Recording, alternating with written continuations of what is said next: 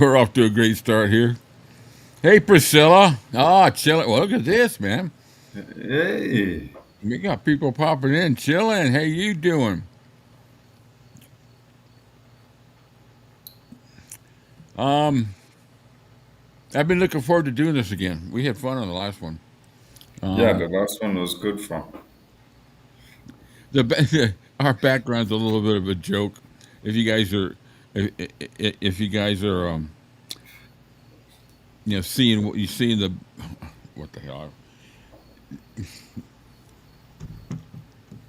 It's an answer to. I'm trying to think of how to say it. It's an answer to someone who's a prick, basically. Um, anyway, it's we are going to be doing. We were there when Nixon met Presley, and this is really. It's about an hour and 15 minutes long. It's a live conversation with Jerry Schilling and the gentleman that handled the whole affair of getting Elvis in to see Nixon. And let me get over here. Get rid of that bar scene. Um, so we're going to play the movie, and then we are going to. I'll probably pause it every now and then, just to. Come on, man. Is this coming through? What's that? I know. My screen went blank. Oh, Oh, okay. There it is. So let me pull it up here. I don't know why that thing's showing right there, but can cover, can cover. There we go. I am going to get the movie pulled up here.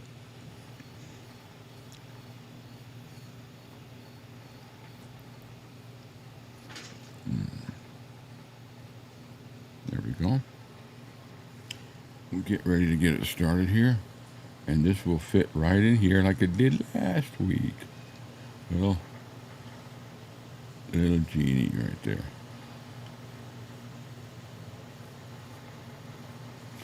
Who else we got here? Let's see what.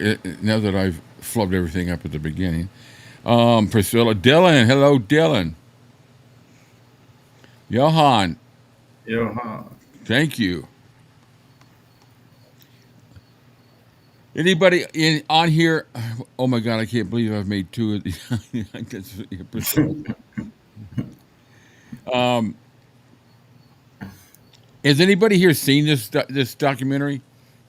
Um, I wouldn't say documentary. It's just a film of an interview at some theater place or something like that in or some school. And it's a really good conversation because both of them were of course, the key parts of each side of the story with Elvis and then the White House. And it's some pretty funny stuff that they talk about. It really proves what a character Elvis was too. You know, he definitely, he definitely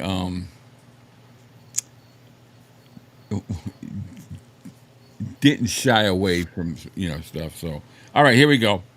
Let's start it.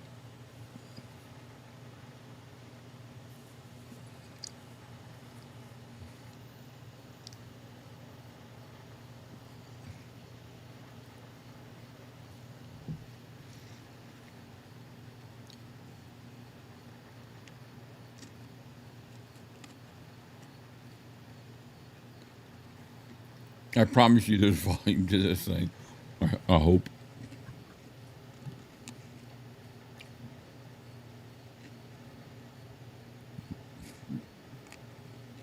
I'm getting worried. There's not gonna be any volume.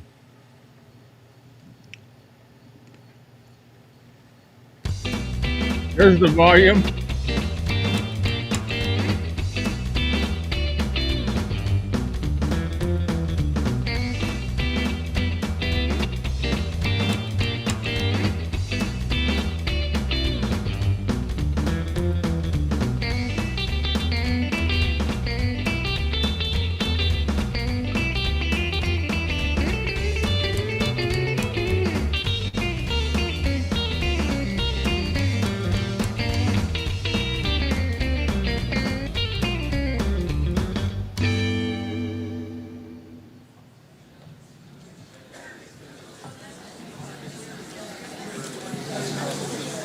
Good evening.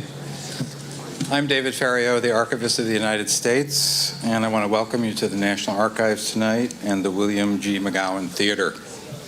I also want to welcome our C-SPAN audience tonight. C-SPAN is no stranger to this building, and we're always welcoming C-SPAN to share more of the archive's treasures with the American public. 39 years ago last month, Elvis Presley, the most famous popular singer of his time, appeared at the White House gate.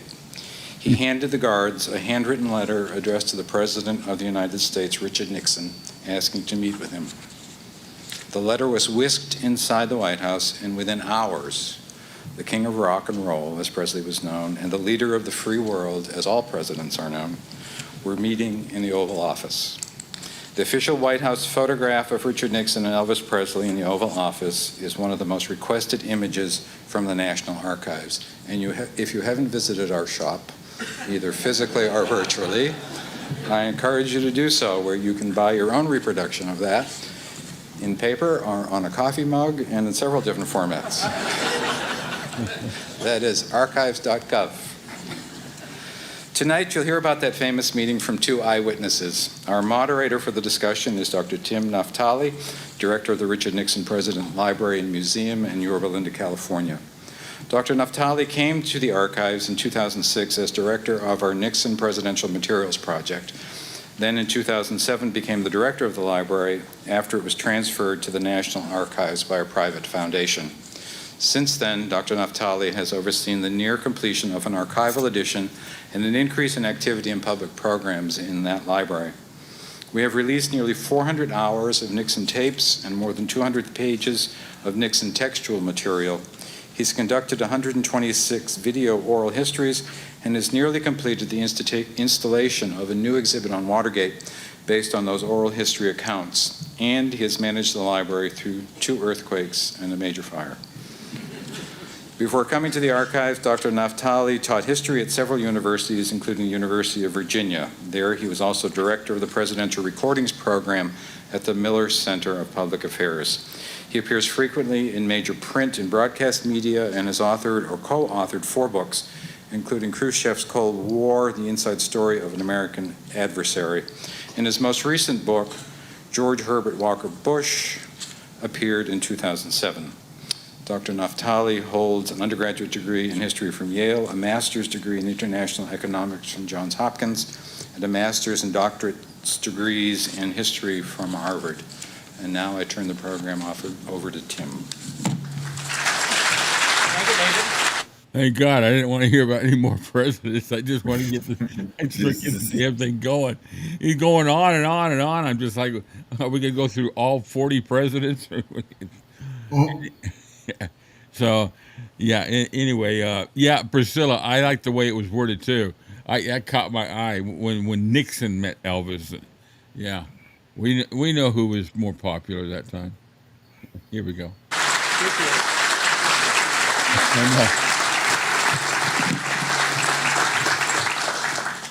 We get another soliloquy here with this guy. Thank you, David. David Pary-We has been with us a few months and has made a great change, and we're pleased to have him at the National Archives. Welcome to Yorba Linda. It's much warmer here. Actually, this is an away game for me, and I'm awfully cold. First of all, please join me in welcoming Egil Bud Krogh and Jerry Schilling. Gentlemen.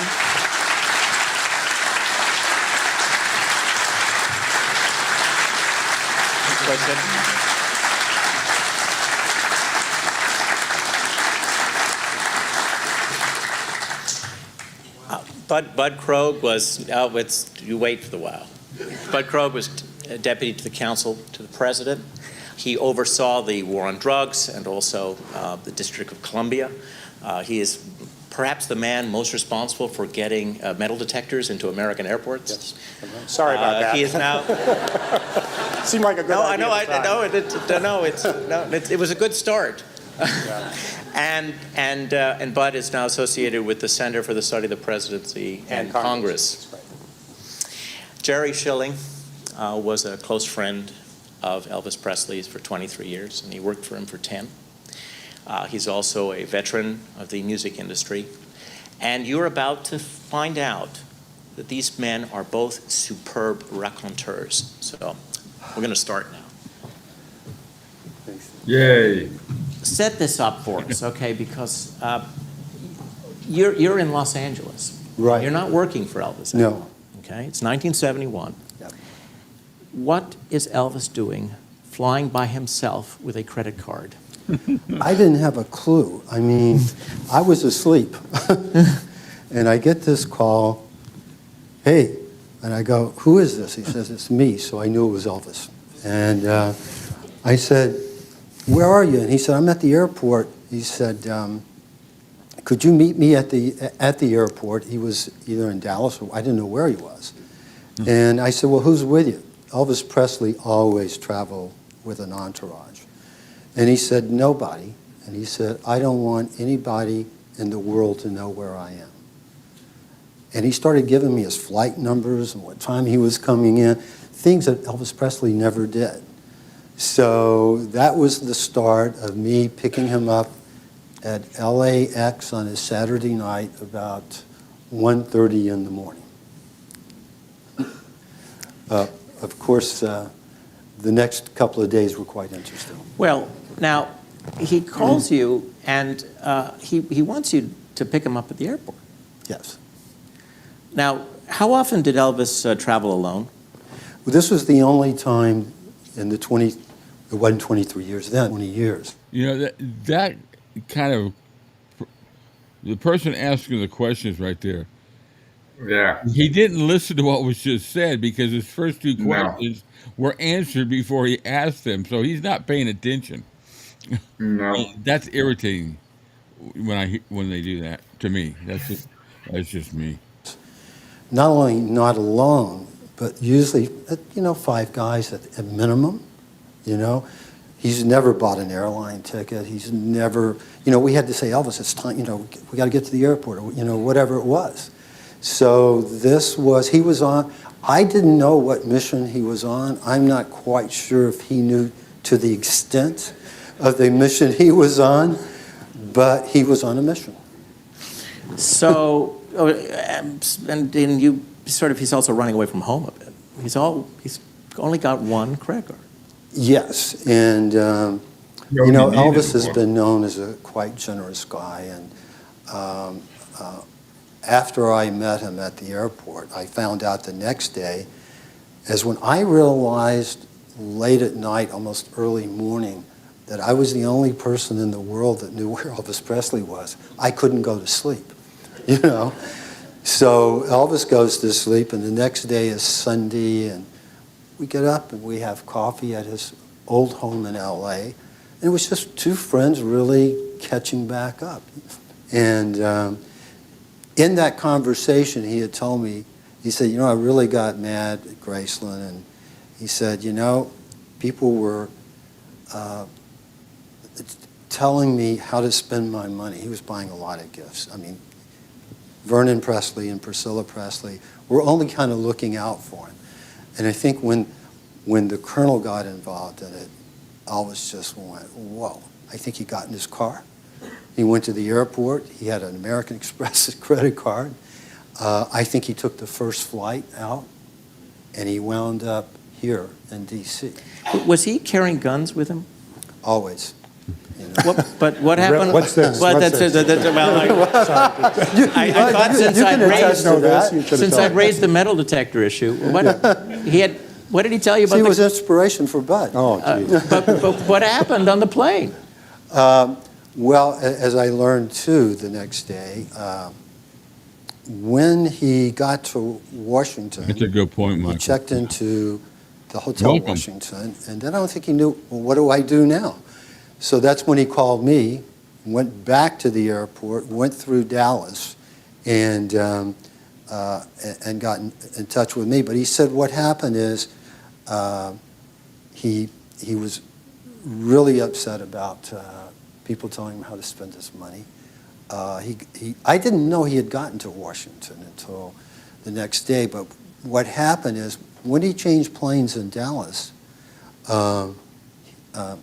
he said there was this smart aleck little Stewart with a mustache that came up to me and said, I couldn't, imagine this today, imagine this today, Yeah, came up I to can't. me and said, you can't carry your guns on the plane. Now, Seems reasonable to me. She didn't do anything wrong. now, and all due respect and credibility to my friend, he did have concealed gun permits. He did. He had been collecting badges. We had gone to rifle ranges. There had been threats on his life, and we were, including myself, we could carry concealed weapons. Anyway, Elvis got very upset, stormed off the plane, and the pilot came after him and said, Mr. Presley, it's okay. You can carry your guns. That probably wouldn't happen today. Well, he only had 3. You only had three. Okay, so when did it become clear to you, this is we're in Los Angeles, Yes. you picked him up, that you're going to go to Washington with him? Well, Tim, as you said, I wasn't working for Elvis. I had worked a whole year at ABC television in a basement after quitting working for Elvis Presley, trying to get in as a film editor. I was an apprentice, and I just got this job at Paramount Studios. And so after this nice talk on Sunday that Elvis and I had, and he said, it was a brown sunset, and he goes, you know, Jerry, I need you to come to Washington with me. And I go, Elvis, I can't. I said, you know, I've worked this whole year, as you know, to get into Paramount. I got to be at work in the morning. And, you know, he was hard to say no to. And he looked like a little boy. He goes, okay, you know. He said, first of all, he said, I'll get a Learjet and fly you back. Well, I'm thinking, they were upset with him back there because he was spending too much money. So anyway, I go, I said, Elvis, I can't. And then I thought, man, he had this incident flying out on the airlines with the guns and everything. And I made a deal with him. I said, Elvis, if you will let me call Graceland, your father and Priscilla, and let them know you're not kidnapped, where you are, then I will take the all-nighter flight. And if I could call one of the security guys there to meet us, where I can go back and hopefully still have my job. So that started the evening of us with no money. Elvis never carried money. Taking an all-night flight from Los Angeles here to D.C. But didn't you go into the old house and he took down from the wall one of his prized gifts or one of the... Yeah, this was on Hillcrest Drive in Beverly Hills, and this is where he spent the night. And as we're getting ready to leave, Elvis had a little office. It was a very, very cool office. And there was a World War II commemorative gun. It was from Normandy and all these places. And he took it off the wall. He didn't give me a reason. I was used to Elvis doing things without explaining them to me, you know. So he takes the gun with him. I don't know, I still did not know why we were going to Washington. I was just making the arrangements. And I had been so many places with Elvis where I didn't know where I was going, so it was kind of normal for me. And now you ended up with $500. Yeah, I talked Elvis into letting his normal limousine driver take us to the airport, who he called, by the way, Sir Gerald, because he had found out years ago, I think, he was a driver for Winston Churchill or something. Yeah, and Elvis was a real history buff. I mean, this is the thing. He knew his history. And so it was Sunday night. We had no cash. I didn't carry any cash because I just didn't have any. Elvis didn't carry any cash because he didn't have to. So anyway, Sunday night, and I had Elvis's checkbook, and Sir Gerald found a guy at the Beverly Hilton Hotel that would cash a check for $500. So I made out the check, had Elvis sign it. On the way to the airport, we stopped at the Beverly Hilton, and I had an envelope with $500 in my coat.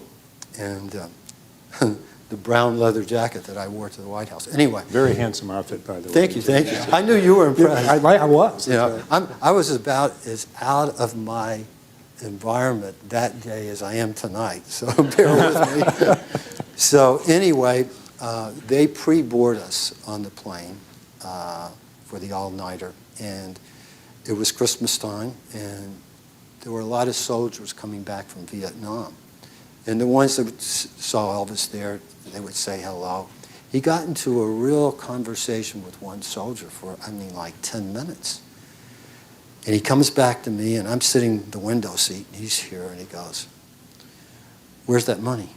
I knew what was going to happen. So I said, "What money?" And he goes, "The $500. I said, "Elvis, we're going to Washington. That's all we've got." He said, "You don't understand. This man's been in Vietnam. He's going back home for Christmas to see his family." He gave me the entire $500. So. Then you find out about Senator Murphy. You know, I think about, I compare where the time period we live in now and how it was back then, and you wish you could have at least a snapshot of all these little, like when he's like handed the money to the, just not professional, but you just kind of wish somebody had, had an Instamatic or whatever just to take a quick picture, and because everybody, wasn't he like the most photographed person, but anyway, you cut now, all same scenario, but it's 2025. The whole internet would be totally flooded with pictures because everybody's got a camera on them, and they just, you get high definition. But anyways, it's just kind of a weird thought. But I just, you think about some of these things, and you got it in your mind. You think, God, wouldn't it be cool if it's just one snapshot? Anyway, sorry, guys, I digress. I'll let Jerry get back to it. I'm trying to think how the introduction was made. I don't know if you know. I don't know. All I know is Senator Murphy was on the plane with us. Of course, he was in coach. We were in first class. Now I'm on government money. I'm on coach now coming here. So, but anyway, we had met when Murphy came on. I don't know if it had been from the guy who set up the meeting that Elvis was having with John Finlater at the Bureau of Narcotics and Drugs. Dangerous drugs. So, but when we were on the flight, about halfway through, Elvis went back and talked with Senator Murphy. And when he came back, he sat down next to me. And I had never seen Elvis Presley write a letter. And he had only written 3 in his life at that point. That's when he was in Germany in the Army. So he said, "Do you think they have any stationery on the plane?" And I said, "Well, let me find out." And I asked the stewardess, and she brought us some American Airlines stationery. So I'm sitting here. Elvis is over there. He's writing a letter. And I respected his privacy. I wouldn't look. I didn't say, "What are you writing a letter about? What's going on?" I'm still figuring out how I'm going to get back to my job without losing it. And he finishes the letter, and he goes, "Jerry, would you proofread this for me?" And I said, "Yeah." And I'm reading this letter. Jerry, while you tell us that, why don't we look at the first page of that letter? Oh, okay, yeah. There's the American Airlines stationery. There it is, What was yeah. your reaction when you read this letter? Hey, I got to tell you, I was pretty impressed. I mean,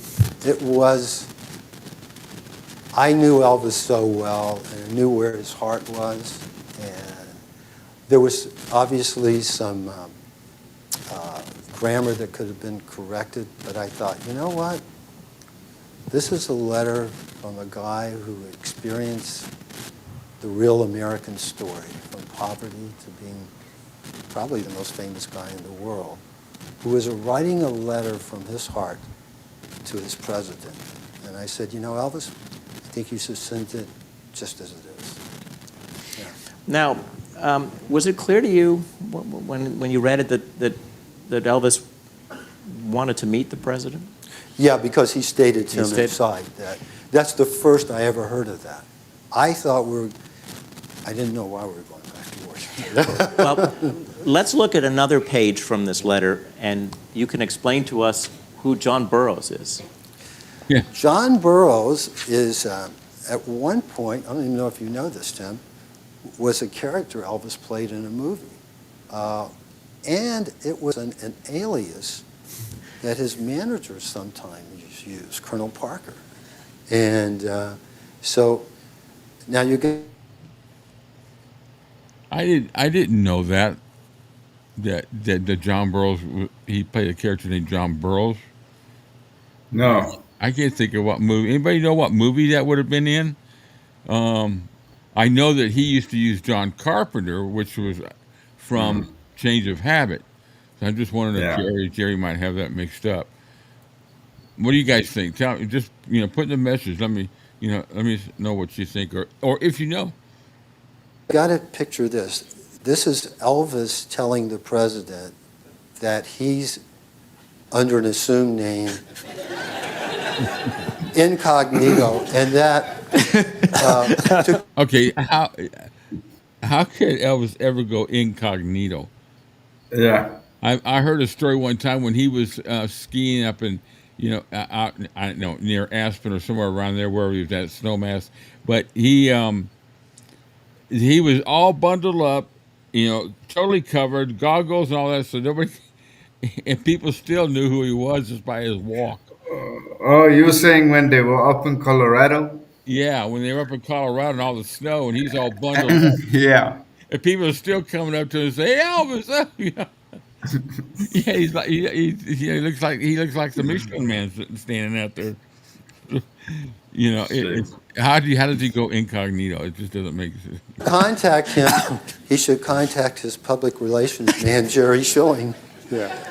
So, but that's kind of how Elvis, that's how he did things. Yeah, All Michael. right, so what time do you arrive in Washington? It was daybreak. I don't know the exact time. The red eye. Yeah, it was a real red eye. So what are you going to do with this letter?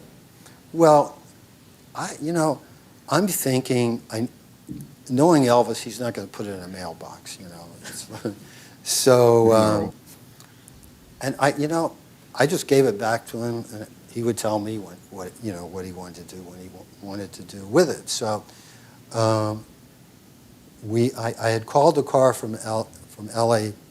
to meet us. I called a limo, and I'd gotten Sir Gerald to set that up for us. Thank God, because we had no money.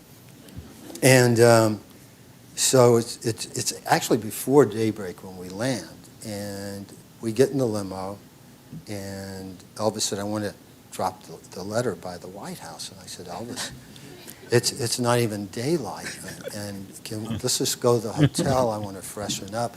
I've been up 2 days now." And he said, no, I really want to deliver this. I wanted to be there first thing Monday morning, which it was. Yeah. So we're driving up to the gate. Bud, which gate is it? The Northwest Gate. Northwest. I always want to call it the West Wing or something. But it's the Northwest Gate.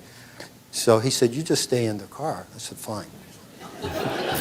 So Elvis gets out of the limo, and now it's starting to become dawn. Hey, Tracy. What is he wearing? I agree. You've with got you. to set the scene for us. He's wearing a Christian, no, he's wearing a kind of cape coat. He's got a cane. Actually, his hair was a little longer even than normal for Elvis. And, for that time of the morning, it was kind of a Dracula look. Yeah. So he gets out, and the security guards at That's funny. the Northwest Gate. Northwest Gate. I see this is not going well. So I jump out of the car and I say, "Gentlemen, please excuse me, but this is Mr. Presley who just wants to drop a letter off to the president." And they really warmed up and they said, "A senator's coming up at 7, and Mr. Presley will make sure that your letter is carried up and to be delivered to the presidency, to the president." And so we got in the car, and then we went to Hotel Washington. But when do you hear about the letter? Well, first, I just want to say, Tim, that it's a delight to be here today. And Jerry, we haven't seen each other for Since that 39 day. years since that day. Yeah. And I'm just, it's just great. Oh, my God. It's just, That was a long intro to get to the introduction. Don't you? I would have thought that would have happened at the beginning. Yeah. I mean, talk about instantly liking somebody when I met Jerry, and Vice versa. and I will just tell you what happened, because I came in a little bit after the letter arrived, because okay. we started early in that White House, and I was sitting at my desk, and I got a call from Dwight Chapin, who is the president's scheduling secretary, and who I think we have to acknowledge tonight as the visionary for putting this whole thing together. That's true. Dwight Chapin Yes. at 7:15 in the morning is a genius. Yeah. So I mean, so he called me up around, 7:30, 7:45, and he says, "Bud, the king is here." And I looked at the president's schedule and said, "What king? There aren't any kings on the schedule here." "What are you talking about?" He said, "No, not any two-bit king. The king of rock, Elvis Presley. He's right here." I said, "Dwight, come on. It's going to be a long day, 4 days before Christmas." He said, "No, I'm reading this letter." He said he wants to meet with the president, and he wants to help on the drug program, and that's what you work on, because one of Dwight's jobs was to help get people in the policy area involved. So he said, "I'll send the letter over to you. You can read it and tell me what you think." So White House messenger brings it over with a little red tag on it, and I start reading this letter, and I said, no, Dwight, you're really good. Now, Yeah, I think you're right, Tracy. That sounds familiar. That Bud Krogh there was part of JFK's staff at one time. Yeah, he was. Yeah. Yeah, he was. And good to see you, Tracy. Here we go. full disclosure requires me to tell you that I belong to a group of 8 guys who play practical jokes on each other in the White House every week. And this was my turn to have one played on me by Chapin. So I figured, okay, well, I'll go along with it. I'll read this letter. And as Jerry said, towards the end, it said, "I'm staying over at the Washington Hotel under the name of John Burroughs. Would like to see you," and the rest. Well, I read it and I figured, what do I do with this? Well, I'm going to try this out. So I called over to the hotel with the numbers that you can see on the screen. Private and confidential. We're good at that stuff. Yeah, it's a secret. You can only get to me. You can only get to you. And I get Jerry answers the phone. I said, "My name is Bud Krogh, and I have this letter here from Elvis Presley." I'm laughing on the phone because I'm expecting to be talking to Dwight's daughter, who's all part of it. And he said, "Oh yes, Mr. Krogh, yes, that is one of the letters Mr. Presley has written, and we would very much like to see if we could arrange some kind of a meeting with the president." Well, I'm still thinking, all right, so he got an impersonator of an aide to take this, and this is still Chapin's joke. So I said, "Look, why don't you come on over to the White House, and let's talk about this." Because normally when you're responsible for a meeting with the president, you sort of like to know who's going to go into the Oval Office. So they said, "Oh, we'll be right over." Now, I think maybe a little time had elapsed from the letter's delivery through the guard at the Northwest Gate to Chapin's office to me, reading it, talking it over with my hours at least. astounded staff. Did you expect to hear from the White House? Listen, Elvis went to a meeting, which I'd never seen him in a meeting either. And he had left me a phone number and said, "You stay here and wait for the White House call." I read a lot of Howard Hughes books where he left people in hotels for like a year. He ended up staying there himself. Waiting for the same guy. So, and I didn't want to hurt Elvis's feelings and tell him we weren't going to get a call. So that's how that. So you were surprised when this Mr. Krogh called? I was surprised, and after Bud called, I never underestimated my friend's power again. Yeah, that's right. Well, Since you mentioned Dwight Chapin, let's take a look at the memo that he sent to Bob Haldeman. Bob Haldeman, the President's Chief of Staff. This is the memo suggesting, offering the option that the President meet Elvis Presley. The most interesting part of the memo is page 2. Let's go to page 2. Yeah. Do you see the writing? You must be kidding. Isn't that great? That's H. That means he actually said, go ahead, and that's what led to. That's right. And where he said that he wanted the president to start meeting young people. And let's begin with Elvis Presley. Let's start with the most famous man on the planet, so let's do that. And then Bob wrote, "You must be kidding." But you see his big H there, approving the meeting. So we had a go-ahead. But now this came a little bit after I had this audition meeting with Jerry and Sonny West. And one thing you might tell us a little bit is, when did Sonny West join the mini entourage that came? Well, when I had made the deal with Elvis to have security from Memphis meet us where I could get back to California, when I called Elvis, who was at Findlater's office, to tell him that you wanted to meet about the meeting with the president,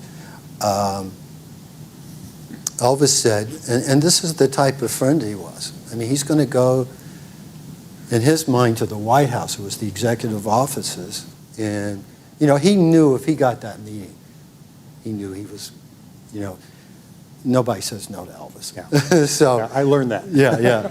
So what happened is, he said, Jerry, go outside in front of the hotel, and I will swing by and pick you up on the way.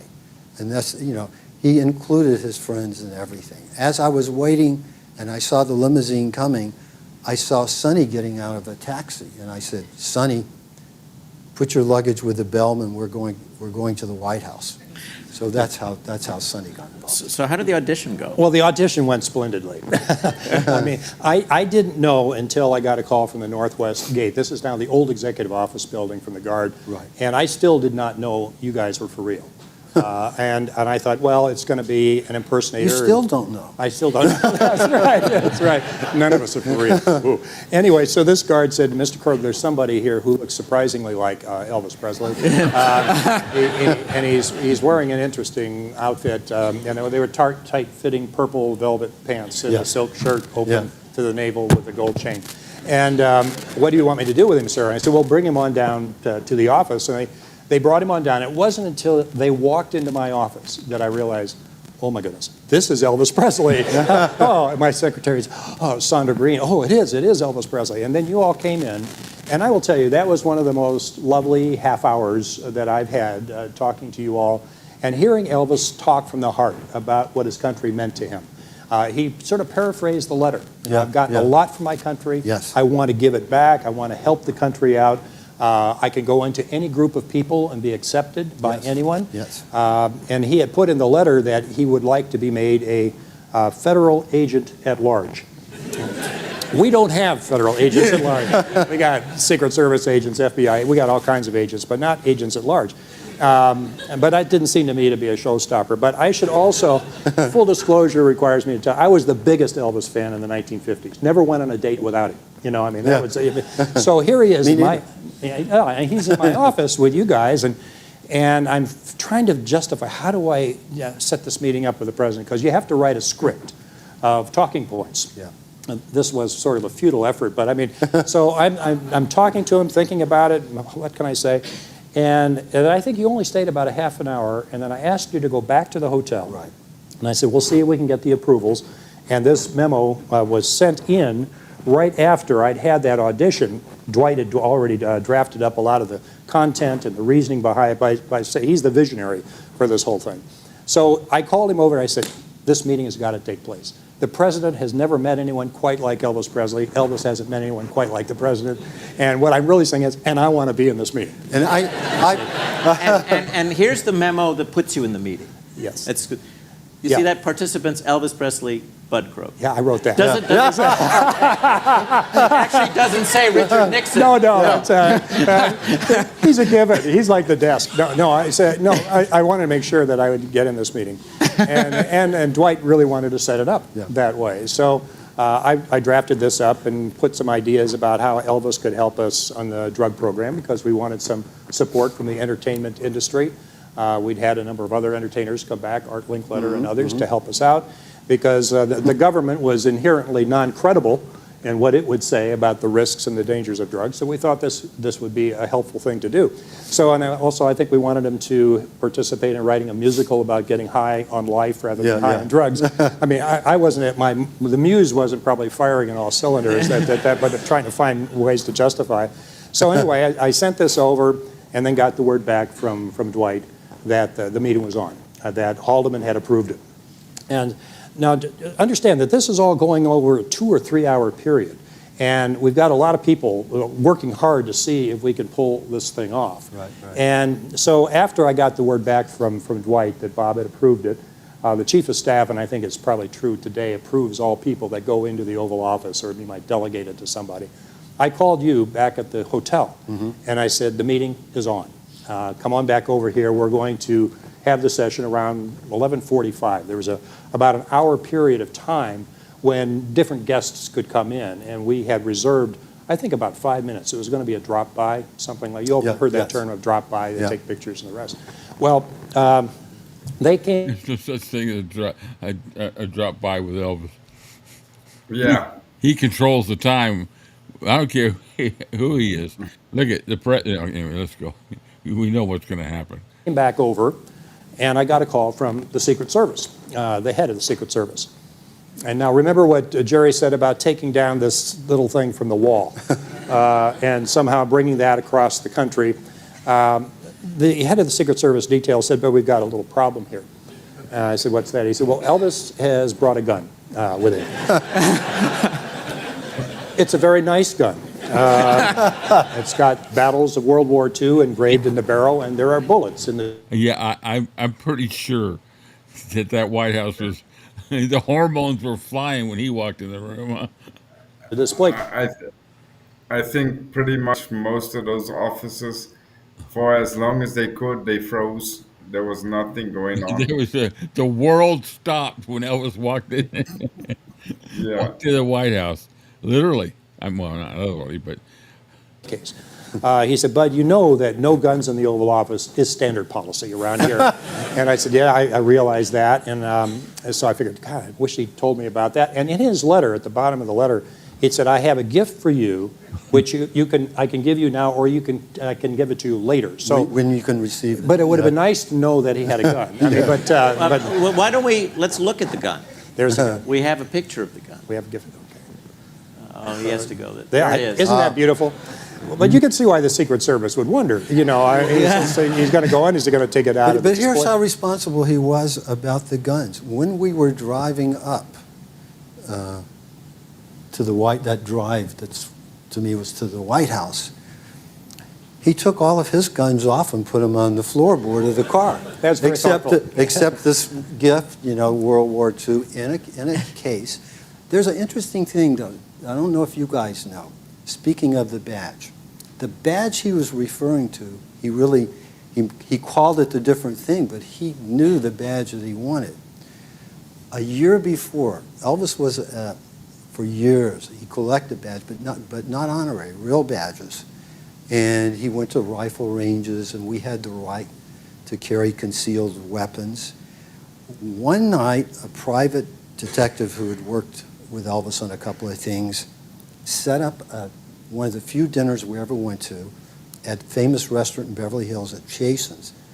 He wanted him to meet this guy who worked at Disney. His name was Paul Frees, and he did voices like Bo Winkle and stuff. And I'm thinking, why would Elvis want to meet this Disney voice character? And we go up to a private room, we have dinner, and O'Grady, the private detective, tells Paul Frees, show Elvis your badge. Paul reluctantly showed him his Bureau of Narcotics and Dangerous Drugs. And Elvis, from that moment on, set out to get that badge. Well, now that would have been helpful knowledge for me. but that badge was the reason he met with Findlater. Exactly. Yeah. So he who turned him down. Who turned him down? Yeah. So the first person he meets Turns them down. Turns it- So, the head you of the know, bu- if the if head you- of the bureau. If you can't get it from an agency head, you go to the president. Well, you go to the, yeah, you go right up the chain. Yeah. And I'm on that route to the top of the chain. So anyway, I got I went across West Executive Drive and went over and I took the gun. Yes. With the Secret Service on behalf of the president. And by the way, this gun is a featured exhibit in Yorba Linda at the Nixon Library. You can go see this gun out there now. It's a great gun. I didn't bring it with me. Yeah, well, that's a good thing. That's right. That's why. So anyway, we took the gun, got past that, and then we're waiting there in the Roosevelt room for the word from the Secret Service to go in. And he comes out and he said, Mr. Krogh, the president is ready now. So we walked into the Oval Office, and maybe you have the, you might go back. Let's go to the first the Oval Office, first Oval Office picture. because he doesn't just have the gun. No, He has his photograph. See, I wasn't really tumbling to the fact that he has a lot of photographs in his left hand, and he's got badges, and the president is shaking hands with him, and nice to see you. I mean, just to get Elvis over to the desk took a little effort, because he walked in the door, and he looked at the eagles engraved in the ceiling and eagles engraved in the carpets on the floor, and I knew it sort of overwhelmed him. I'm a poor boy from Tupelo, Mississippi, and I'm here in the Oval Office of the President of the United States. So I sort of escorted him, put my hand on his back and moved him over to the desk. And you can see here that he's wearing his cool glasses and his cape and his shirt. Nobody was ever dressed quite that way in the Oval Office. And the President had never seen anyone quite like that either. And they're shaking hands, and Ollie Atkins, who is the White House photographer, did a phenomenal job with these photographs. And maybe what we can do is Does go to the president look like he's kind of afraid to shake hands Well, with him? he's not quite sure who he is, but Now let's look at the next photograph where Elvis is showing him the photograph. this in a little book I wrote about a while back was called Show and Tell. He is showing the president pictures of Lisa Marie, I think, Priscilla, and some of his badges from all these different departments around the country. And the president said, that's beautiful and very nice. And he's looking over at me, and I said, they are nice pictures. Now, was And this part of the play-by-play that you designed? Well, for the actually, president? I'm really going to resign as a scriptwriter, because not one thing that I put in my talking points were actually said during the meeting itself. But anyway, I'm standing off to the right a little bit watching this. How many of you have seen the film Forrest Gump? Okay, a lot of you, and probably a lot of people watching on C-SPAN. Remember that line in Forrest Gump where he's sitting on the park bench, and he said, "My mama told me that life is like a box of chocolates. You never know what you're going to get." Well, this was my box of chocolates moment, my Forrest Gump experience. Shall we look at Forrest Gump? Let's take a look at Forrest Gump, please. There you are. There is Forrest. There. Does it look just like him? That's There Forrest. you are, Forrest. That's right. Well, they make a remake of that. It's not Tom Hanks. It's Bud Krogh as Forrest Gump. Bud Krogh. There we are. You see Elvis? He's showing cufflinks that the vice president, beautiful cufflinks, really nice cufflinks there. And I'm looking, those are really nice, Mr. President. He's standing in the president's office, the Oval Office, and anybody else would think of just the impact of that whole situation. And I'm standing here that is part of our country's history, and all he wants to do is look at the freaking cufflinks. It's like, I just find that, well, of course, typical. That's Elvis all the way down, I just wonder, this is just kind of a thought, but you kind of wonder, as much charisma as he had, and how much, thank you. What did he look up to at all, or anything like that? What was there ever one of those moments? I would take outside when he's singing gospel and stuff like that, because to him that's got to be one of those awe moments too. But what would he be? What would he look up to? What would really give him that purpose to stand there, like most people would do if they were standing in the White House Oval Office? They wouldn't let me in there anyways, but well, I guess maybe they would. So then after we are going through show and tell like this and cufflinks, and I'm having a good time, and you can see in my left hand I've got this pad, because you take notes so that you can write the memoranda of the meeting afterwards, they start talking about things that Elvis has been studying. And he had put this in his letter, too, that I made a study of communist brainwashing. President, you have? And he said, yes, and I have really been getting into that. And he said, okay. And then he said something about the Beatles that wasn't that flattering. He said, you know, the Beatles came over here, made a lot of money, and said some anti-American stuff. And President, the Beatles have done that? And I didn't say, I'll get right on it, Mr. President. I want to find out what they're doing, you know. It's just, and then he talked about how difficult it was to play Las Vegas. And the president said, yes, I understand. That's a hard gig to do out there. And I go, how does he know that? It's just, so this stuff is going back and forth, and I'm just watching this amazing conversation unfold. And then, as Jerry has set this up so perfectly, Elvis turns to the president, and he said, Mr. President, can you get me a badge from the Bureau of Narcotics and Dangerous Drugs? Now, I ask this audience, if you don't know the answer to that question, what is the right answer as the staff person responsible for the meeting? What should I have said? Anybody help me here? Oh, wait, no, don't get that. No, yeah, I'll look into it. Let me check it out. Let me find out if it's legal. You know, I mean, a lot of things that you want to find out in advance. What do you think I said? Mr. President, if you want to get him a badge, we can get him one. Okay? Exactly. So at that point, the president said, What's that? He's like, I don't know how to answer this one, so this one's your ball now. Yeah, he's he didn't even let him know coming into that room if he he's got to be shocked. That had to be, you know, I take it back. That scenario would be in my top 5 list as far as any event, any time in Elvis history. Standing there in the Oval Room, witnessing the whole thing. That would be so cool to see the whole process. And then Nixon, who, you know, I never picked. I know his daughter was a big fan of Elvis's, and I think he wanted to get an autograph from Elvis for her, Patricia. I can't remember. Anyway, that would be a place I'd really be cool. get him a badge. I want him to have one. Elvis is overcome, and he steps forward and he grabs the president, and he hugs him, which wasn't the norm in that White House. You know, there is, you know, it's just. And I'm watching this, probably the last meeting they're going to let me run around this place. You know, I'm out of here. And then after that, he turned to the president, and this shows what Jerry was talking about in terms of Elvis's loyalty to his friends. And he turned to the president and said, Mr. President, do you have time to meet my friends? It would mean a great deal to them.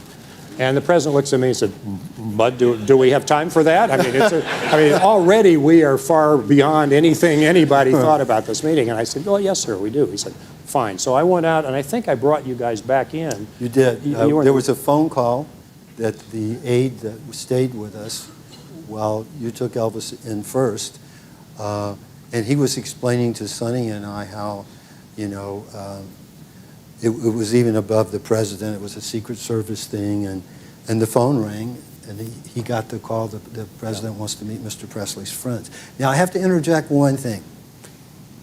Elvis did like the Beatles. Oh, good. Now, this is helpful. and BBC will want to know this. Yeah, he did. Elvis, if you look underlined, was trying in his mind to say everything to President Nixon, because the government was after John at the time, the sleep-in and all that kind of stuff.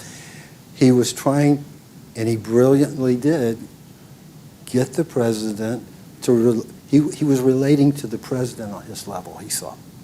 That's why. He recorded 3 of their records. Yeah, but he loved the Beatles. That's right. He loved the Okay. Beatles, yes. So anyway, then you might go on to the Yeah, next. let's go to the picture. Next picture. When the friends come in. And the friends come in. There they are. There's your cool leather It's a very jacket. nice Isn't jacket. that cool? Which one am I? Oh, yeah. Yeah. Elvis has got more security than the president does. He's got, who is that there? Sonny and, who's the other guy? Is that Jerry? Sonny and, Yeah, Sonny and Jerry. yeah, They're in there, and I don't see any bodyguards or nothing around Nixon. You're next to Elvis right, Right, there right, between right. Sonny. And Sonny is wearing his dashing black suit and shirt. And he was just out at the library, wasn't he, Sonny West, just about 2 or 3 months ago? Oh, good. And you've been invited back. I found that today. Oh, so they want really? you to come back.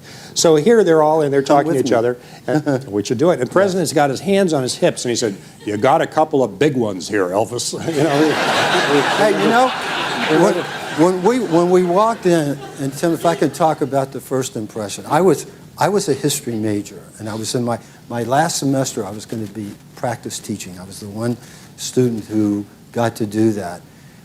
And when you took us down to the Oval Room, if you remember, it wasn't a staff guy or any opened the door. It was Elvis. And so pictures are flat, right? And all the stuff I'd seen at the White House, when Elvis opened the door and said, "Come on," you know, I looked down and there was the president at his desk at that point. Yeah. And I realized the Oval Room was oval. That was my first. Wow. And Elvis thought I was afraid, which I was intimidated. And he kind of pushed me in. And Sonny comes in, and as we're going over, the president kind of did a little thing like that on my shoulder. Yeah, he whacked and, you. and Yeah. and goes, look like some football players. It wasn't not a technical assault. It was No, just a no. little, just a little punch. But then I realized there was a human side of President Nixon. Well, and what was so fun about this part of it, too, is that after the president has met with some guests, he often likes, when the meeting's coming to an end, he wants to give gifts to the people that have been there. Now, let's say that you've won the award for Best Cow for the 4-H Club in King County, Washington, and you come to the Oval Office. Right. The president will go in his bottom drawer and give you a golf ball. Here's your ball. And it's there's no connection between ball, cow, 4-H. Here's your ball. But it's nice and the cheap. Now, this is one of the most abiding memories that I have of this entire episode. The president went behind his desk, and he opens the bottom left-hand drawer. I wonder if you could go back to a picture with the desk. Can we go back to, let's there, go there. okay, see the telephone in, what is it, on your left side. The bottom drawer on that side of the desk is where he had the gifts. And they're arranged by golf balls through cufflinks to bracelets to pins. Yeah. And I don't know if it's a ascending order of value from the cheapest to the 16-karat gold that you give to the big hitters. Right. But anyway, he's behind his desk, starting to reach down. Now, Elvis didn't get to be the king of rock by not knowing where the gold is. So he went behind the desk with the president. The KGB can't do this, you know, but Elvis Presley is diving into the president's drawer, and the president's looking at me, he's cleaning me out. He's going back in. Now, I mean, you saw this whole saw thing, it, and remember you know? what he said. Remember, Mr. President, they have wives and too. sweethearts. Yeah. And Elvis wasn't clear about what he was saying there. But I don't remember the sweetheart, but otherwise, maybe just wise. And so out come all these presents. This is 4 days before Christmas. They did all their Christmas shopping in the president's drawer. You know? And I'm watching this. Oh, there's the florist over there. Well, looks pretty good to me. And so anyway, what did you get, by the way? I always wondered what. I got a set of cufflinks, and then when Elvis said, you know, they have wives, there was a gold president pennant for my wife. Yeah, and I think those were the 16-karat gold ones that were towards, because Elvis could immediately, I mean, he could, we'll get those out there for the fellas. So anyway, you all left pretty laden down. You know, this was a gift period. And we walked across this is a good picture to show you going across the Oval. Now, just to the right of that little crewel work, which is the symbol of the seal of the President of the United States that Julie, the President's daughter, had done for him during the campaign and gave it to him when Nixon went over the top that night when he was elected. And it was just to the right of that. You can see that door. And then we went down to lunch in the mess. Now, the White House mess is a place that has seen many famous people, movie stars, famous senators, even heads of state would like to be able to eat there.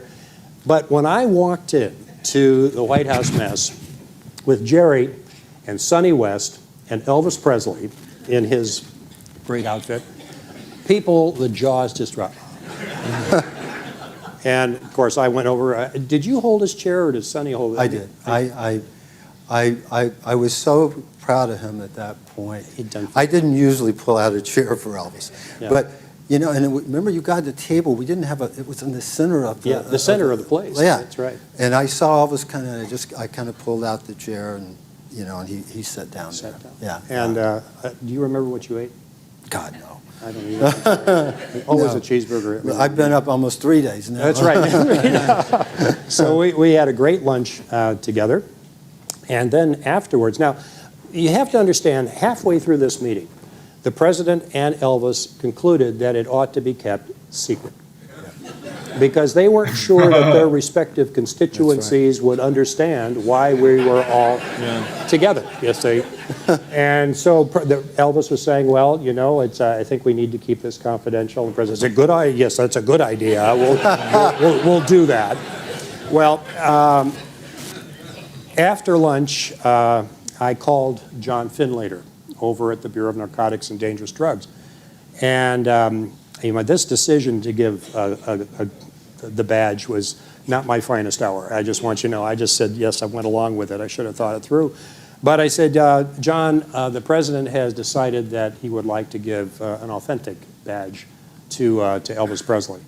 And John Finlater's response was, well, I guess it's not so bad to be overruled by the president. He had given the correct answer before. Right, and right. And so he brought a badge over after lunch. And that's why we had lunch, because Elvis was not going to leave. So without it. Yeah. That's right. Got that right. Could we see that badge, please? Yeah. Let's take a look at the badge. There it There's is. the badge. Very Yeah. cool, man. It's a beautiful badge. It's the real I wish I had thing. one. It's, Yeah. So he brought that badge over, and you did leave with that. Now, when I said it was secret not just for a week. It was a secret for 13 months. Is that amazing? Now, here's the way Washington works. Some people will write memoirs, and somehow those memoirs, those drafts, might get into the possession of an investigative reporter. Jack Anderson was a very popular, how many remember Jack Anderson? Oh, you all do. Merry-go-round. Merry-go-round. You turn to that first. And there was a story that came out on January 25th, 19... That book he's got in his hand, I got a copy of that. The Day Elvis Met Nixon. It was by him. It's by Bud Krogh. It's really a good book. If you're able to get it, I would do that, definitely. 1972, and I will get, you can't see this, I don't think we have a slide. Presley gets Narcotics Bureau badge. Now, this is not exactly a hot news story. This happened a year and a month earlier, but Finlater's memoirs had gotten to Jack Anderson. And it was like, he got a narcotics badge? What's this all about? And I he tells wondered it. how he got it. That's how he got it, Yeah, from amazing. John Finlater. And then John Finlater's memoirs, he describes the first meeting that he had with Elvis, and then my call later on. John and I were good friends, and I felt badly about really making the call, but not so bad. No. Not so bad right now. Jerry, could you tell us, you got a bit of a tour of the White House. What did Elvis say when he saw the Situation Room? Well, you know, Elvis was a huge film buff, and there was a film called Dr. Strangelove, and which we saw, I guess, 15 times at our private screenings, and Elvis could play every part. He could play Peter Sellers choking himself. He could do George C. Scott, well, Mr. President, and all that stuff. He was a great actor, actually. And so there's a part in there where they go in the situation room, and Peter Sellers says, "You can't fight in the war room." So we go in the situation room, and Elvis says, "You can't fight in the war room." Yeah, that's right. He had a great sense of humor, too. He did. I think we can see an image of the Jack Anderson There it is. article. Oh, is it not? Let's maybe we'll... I'm looking at it, but I'm not sure. We're looking at it. Oh, well, it is. Presley gets Narcotics Bureau We have badge. everything at the National You Archives. guys are amazing. Yes. Where did you get that? That's amazing stuff. So and you know, when you have a meeting like this occur, I thought, all right, it's a great meeting. It's secret. I didn't say anything to anybody. Now imagine this: the King of Rock comes to the White House in the morning, And we weren't secreting him through tunnels or anything like that. I mean, we were moving him through the Roosevelt room into the Oval Office. Afterwards, we went down the halls, and Elvis was friendly with a lot of the employees. He kissed a couple of the girls. Kissed a couple of the girls. Yeah. So it's, and they remembered that, and so it was something where to keep that confidential is almost, I mean, it's incredible. How could that happen? Top secret material floats out of that place every day, you know. But having this man come in with you and with Sonny and have that be kept secret for 13 months was incredible. And I think that's what really piqued Jack Anderson's interest. Did you get special bragging rights in the Nixon White House because Absolutely. you had met Elvis? And I have just, you know, I've milked this as much as possible. We still are. Yeah, that's right. That's right. 40 years later.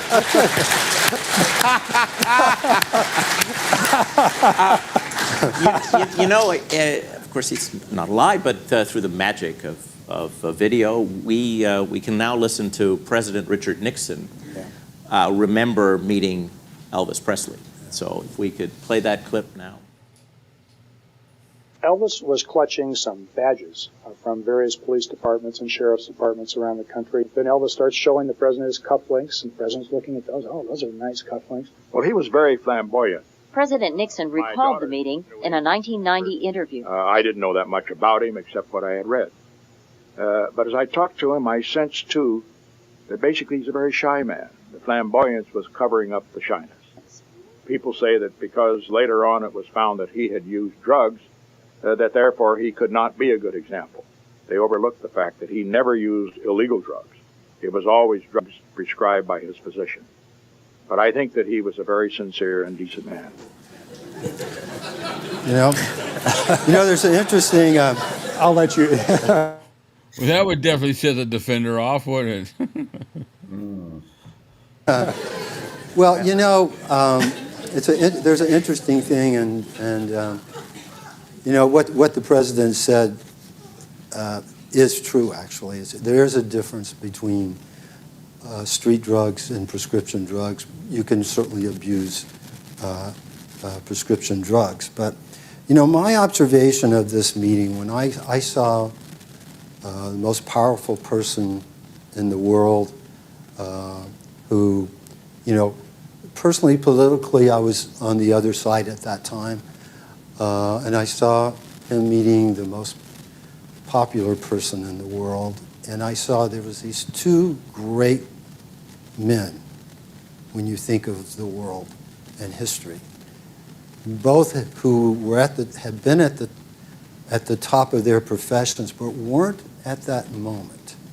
You know, Elvis was, you know, it was okay at the time, and the president wasn't that popular at the time.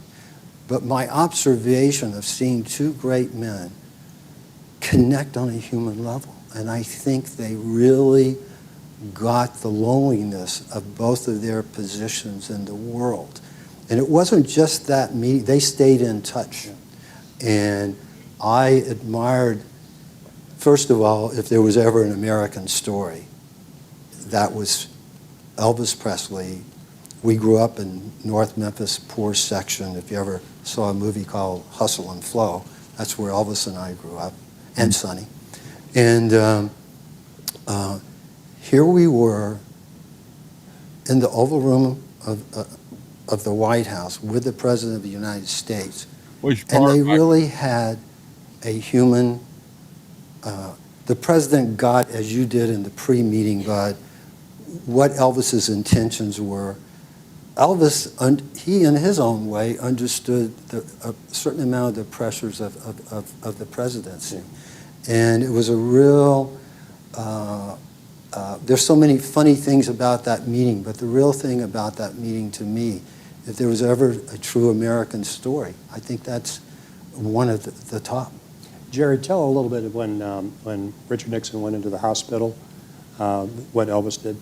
Elvis called him when the president had bronchitis. No, I'm with you. And when Elvis went in the hospital, the president contacted him. Yeah. And there was a really mutual respect. And, you know, it was nice to know that a person so powerful as the President of the United States was a human. You know, you're right, Michael. To me, he in his mind, he would have probably been thinking more around 74, 75. But 70, he'd just come back. It was what he just finished. What his third engagement in Vegas. Third engagement, yeah. Yeah, he was at the top of his game when touring and selling out everywhere. Yeah, no, I agree. Human being. Yeah. You know, I got to, witness that personally. We of course have a clip from President Nixon. Do you recall Elvis Presley later talking to you about the effect that this visit had on his life? Well, what he was really proud about was that he got the badge. Yeah. That's right. He got the badge. That was his main, and he was very particular with this badge, though. He wasn't, we met on tours and stuff. We had a lot of security, and Elvis liked to hang out with the police officers. Some became good friends of ours, various parts of the country. And he would always, as he did to the president, but he had a briefcase of real badges from different states, and he was very particular who he showed this badge to. He carried it, didn't he? Always. Yes, And that's on display at Graceland right now in that long hall of awards. Yeah. It's up on the wall. The wall of gold. Yeah, wall of gold, yeah. Now, we'd like to open this up to questions. Yeah. So there are mics on the left and on the right. If you have any questions for Jerry or Bud. And by the way, I think we have copies, I hope we have enough here, of Elvis and Nixon in the Oval Office. This is the one that David was referring to, and I think we brought a few hundred of them. Are they back there, Melanie, in the back? So if you want to pick this up on the way out, this is on a pamphlet that I wrote a few years ago. And the book that I wrote, The Day Elvis Met Nixon, 15 years ago, is going to be reprinted by the Nixon Library, and it should be out the next few months. I think It's a great book. It is really, it has everything in it. It's a great book. It has very few words, which is good because I don't write that. But it's got lots of the pictures that you've seen tonight and some more that you haven't seen. So that hopefully will be out. But you might want to take this one because, as David said, this is one of the most requested. One of the most requested photographs, yes. Yeah, but you sell them, right? So We know. okay. Much better quality, yeah. What can I say? These are cheapos, but you might have fun with this. It's Start over there. So, of course, we all hear about the White House tapes. Is there a tape of this visit, and has it been released? No, because the taping system did not start until February of 1971. Yeah. Because of this event, right? Now that would be worth gold. Yeah, that would have been like the holy grail in the Elvis world. Yeah, Nixon had that tape thing moved in, I think what he just said, about a year later. Yeah. And it was, he'd just flip it on and record everything that happened in that Oval Office. And this would be just, obviously you'd have no film, but I would just sit there and listen to it. Listen to him rummaging through the president's drawers. Yeah, shame. It's funny. I did. You just picture that. It's a great scene for a show or something like that. It's just like Elvis walking in the most powerful. Well, I don't like it when they say that, but one of the most powerful people in the world, and he walks over to his cufflinks. I see that in my mind as, you can almost see the respectful childishness he had in his demeanor, because it wasn't done disrespectfully, but you could almost feel the excitement he should have experienced. Yeah. Looking at the situation, going, like they said earlier, here I am, a poor kid from Tupelo. I grew up with almost nothing. Here I'm in the president's office, and he's rummaging through the president's drawers for gifts for his friends. Yeah. I mean, Go ahead, Kim. You know, you would think that anybody else would probably say no, they don't want to do that. But almost from Elvis, it's like even in that moment, Yeah.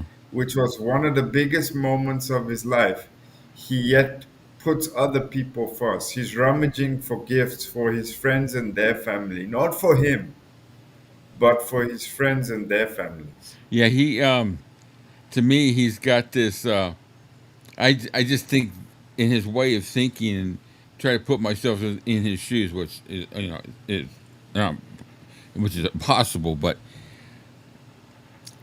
he still has respect and remembers where he came from.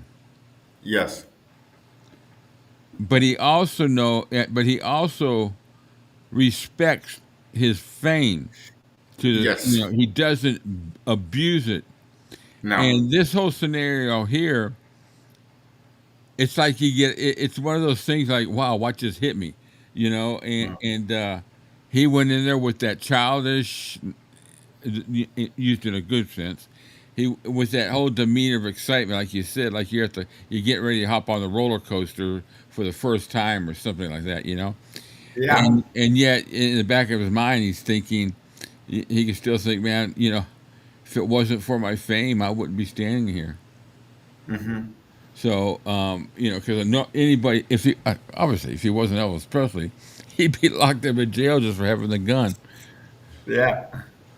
No, it wasn't because of this. Because of this Right. event. I would have better notes if it No, had we been wish taped. there were a tape. This would be this would be the most requested White House tape. Yeah, that's right. Set of transcripts. In the video clip with the president, he said he only knew about Elvis what he had read, and I had heard that he really didn't know very much about him at all. Can you comment on that, Jerry? I think Bud. Yeah. Well, I think, he was very much in tune with, I think, Americana, what was going on. He certainly knew who Elvis Presley was. I don't know whether he followed the career completely, but he certainly understood his place in American culture, his importance. I think Haldeman understood that. I think, obviously, Dwight Chapin, who conceived this whole thing, this would not have happened without Dwight's foresight and vision. But I think that the president was aware of it. But I don't think he played the tunes at night. He played Rachmaninoff. Love Me Tender, and a few others would have been good. But, sir? The question for Jerry. Just wanted to know if you had any insight or details of the logistics of Elvis leaving Memphis and his first trip to Washington, as far as, it's mind-boggling to think that Elvis gets on a plane in Memphis, comes to Washington. If I was walking through the airport, I'd be standing there probably still just staring and waiting for Elvis to do or say something. But as far as him arriving in Washington and checking into the hotel, did he give you any details as far as anything happening, his taxi ride, I just curious if you had any details on that. There was a couple of details. One was, what I mentioned earlier about the flight coming back to meet me and the gun situation. But there was, to tell you what a great actor Elvis was, there was a situation where on that first trip, as the car was taking him to the hotel, he stopped at a donut shop. And Elvis, he didn't care where things were. It wasn't in a really good neighborhood, and it was predominantly a pretty rough place, as I found out later. He was just telling me he stopped at this donut shop, and he had all the jewelry on, the rings and everything. And so these kind of Superfly guys were going, hey, man, that's some really nice jewelry. And Elvis, he goes in his his boot, pulls out a little snub-nosed gun and says, yeah, and I aim to keep it. And they all laugh. Now, how good an actor he was. There's a famous author named Peter Geraldnik, who is the best music author. He's searching for Robert Johnson and everything, and he did Last Train to Memphis. And as I did 11 years of interviews with him for these 2 books, he kept calling me back and saying, now, how were you at the donut shop when this happened, because and I kept telling him, I don't know, but and Elvis had told that story so much. This was before he came and got me. I thought I was there, So I had to rescind my thought about being there. Sir? This question is for Jerry.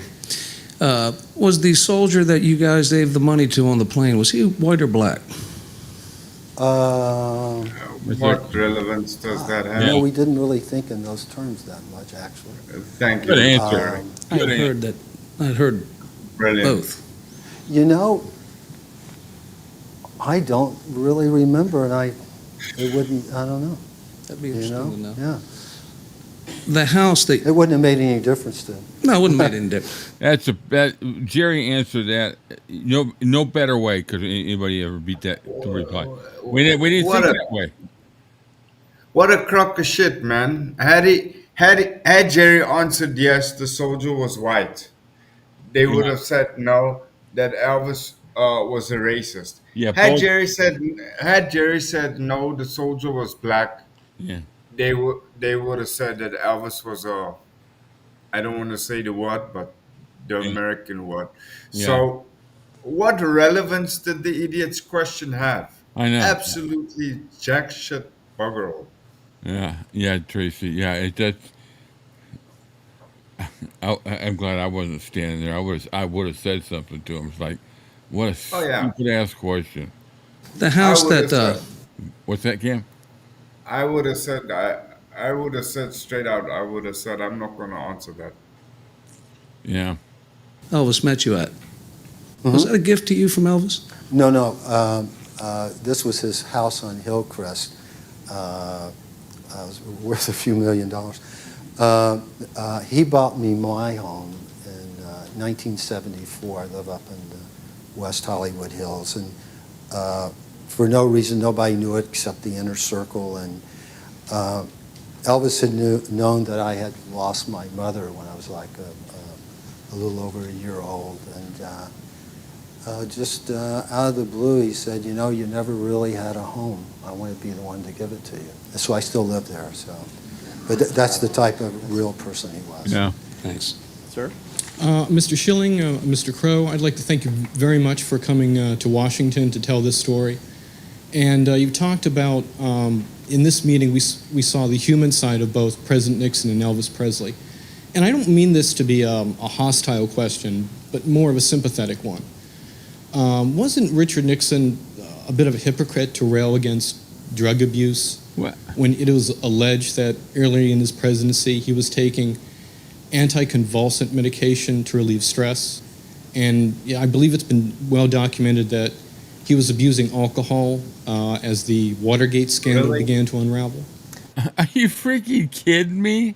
What the hell did that have to do with the Elvis meeting, dude? Well, Priscilla, Really? you're right. I am glad that they did ask the question here, because we got to see it on tape and everything. That there was no. You're perfect. You're exactly right, Priscilla. I agree with you. But and this guy. Really? I just. Well, I would have to take issue, I think, with the premise of the question. I don't think that, at least to my knowledge, that there was any history of abuse of alcohol at all. I mean, and in terms of the drugs that he used, I think they were all prescribed drugs. I did work on the narcotics programs for Richard Nixon for 4 years, and he focused very specifically on what he thought were the most dangerous drugs, heroin in particular. And he shifted the national policy from a primarily law enforcement policy to treatment, rehabilitation, research, education, because he saw that as where we could get the greatest value. And it was done, I think, because he felt that was the best policy, it would have the greatest effect, would also reduce crime. So I don't see that there was real hypocrisy. I didn't think that it was an antagonistic question. It's a good question. Well put. Well put. I just read in a newspaper a few days ago of a woman who was working at the White House, and apparently she claims that Elvis was having an affair with her for 3 years, and that was the reason why he came to D.C. Well, Good Lord. it was we know that the story's true from what I've heard, but what freaking business is it of yours? Yeah. Oh my God. We'd have to ask Jack Anderson. I guess, Yeah. I have no knowledge. I don't about know. I tell you what, Jerry's a smart guy, man. Smart guy. What happened before he came to L.A. To meet me, so I don't know what his intentions were coming here originally. I don't know, but we did have a friend in Washington that we had met in Vegas, two sisters, and that's probably where that came from, because she had worked with the government as well. So that never got to my office. And he never mentioned that to me, and I spent 3 days with him. I mean, he told me everything that had happened. But I don't, you know what? I don't remember him mentioning that at all. Yes. This question is for Jerry. And she's still going to go out and print what she wants. You know, the sad thing about this is that this is how many years after Elvis's passing, right? This is how I see it. The guy worked himself to death for us. Yeah. Right? Surely something should remain private in his life. Does everybody really need to know everything he did? Right down to the color of the underpants he wore? Yeah. I mean, really, come on. I understand that 10 days after his White House visit, Elvis was in Washington and toured the FBI headquarters and wanted to meet with J. Edgar Hoover, who was on vacation at the time. Do you know anything about this? Did he stay in Washington the whole time? Did he fly back to Memphis and fly to Washington again? No, after we left, he personally, in the car, dropped me off at the airport where I could get back to my job. And then he and Sonny took another commercial flight back to Memphis. I think in his excitement about the visit, and we had a good friend, Bill Morris, who was the mayor back there, and he was the one that got Elvis as one of the 10 outstanding young Americans, which Elvis mentioned to the president, who was one of those as well. Then Elvis, and I'm back in LA, but he did make another trip and brought Bill Morris and a couple of people, and I think I spoke to Tracy. It was a lot harder to meet with J. Edgar Hoover than with the president. I can vouch for that. I was a liaison. Thank you. Sir.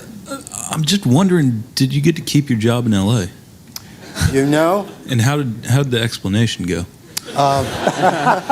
Great question. That's great question. Now, there's someone with a smart answer, a good question for this scenario. I did keep my job in L.A., and there was no way I was going to tell them the truth. That's right. They would have never believed it. They would have fired me, So I just reported I meant to call. I was sick, and I worked there for another few months, and then Elvis. He liked the way I'd set up things with you and everybody, Bud, and he had told me on the way to the airport that he wanted me to come back to work for him, and if I did, then I could be an editor on his films. And I didn't answer him. And then I get in the mail business cards, Jerry Schilling, personal public relations to Elvis Presley. And I thought, if he wants me to come back this bad, and I did love working for him. A few months later, I quit Paramount and went back to work for Elvis. You don't think there are any other questions, so do you have some final thoughts? Well, I just like to say that the story probably doesn't have many redeeming, scholarly, literary, historical, philosophical importance.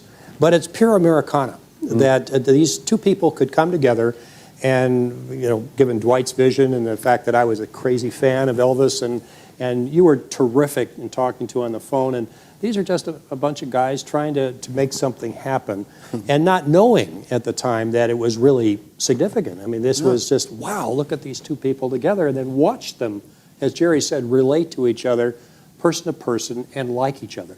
And in the book, what we tried to do is show some of the parallels. They came from absolutely dire poverty and rose to the pinnacle in their particular professions. And what did it take to do that? I mean, the drive and the talent that Elvis had, that voice, and Nixon's drive, and there are a lot of similarities in the way that they lived. Their mansions and their gestures, Elvis with the guitar and Nixon, he had his, and it was just a beautiful thing to watch. And you don't want to overstate its significance, but it's really part of our country that you can have somebody like Elvis come in and meet the president, have them relate to each other in a very positive way, and be kind to each other, and then want to follow up. I love the story, as you could probably see. Yeah. Jerry? Well, God, there's so many thoughts that go on my mind. I guess to sum it up, to be able to have a friend like Elvis Presley, I could have never dreamed of as a young child, and to live in a country that something like this could happen. Yeah, we could talk about I've that been when very we're through here. fortunate and very proud to be here at the National Archives. It's a wonderful feeling. It's almost intimidating, and I don't think an experience in life, these experiences that I got to have because of my friend, and certainly this historical one, life doesn't get much better, and thank you guys for being here too. Well, I want to thank Tom Nastic for organizing this, and Jeffrey Jackson, who's back there, and he was the wizard with all these wonderful images, and of course Bud and Jerry. This has been a superb evening, and as I said, weren't they wonderful raconteurs? Thank you.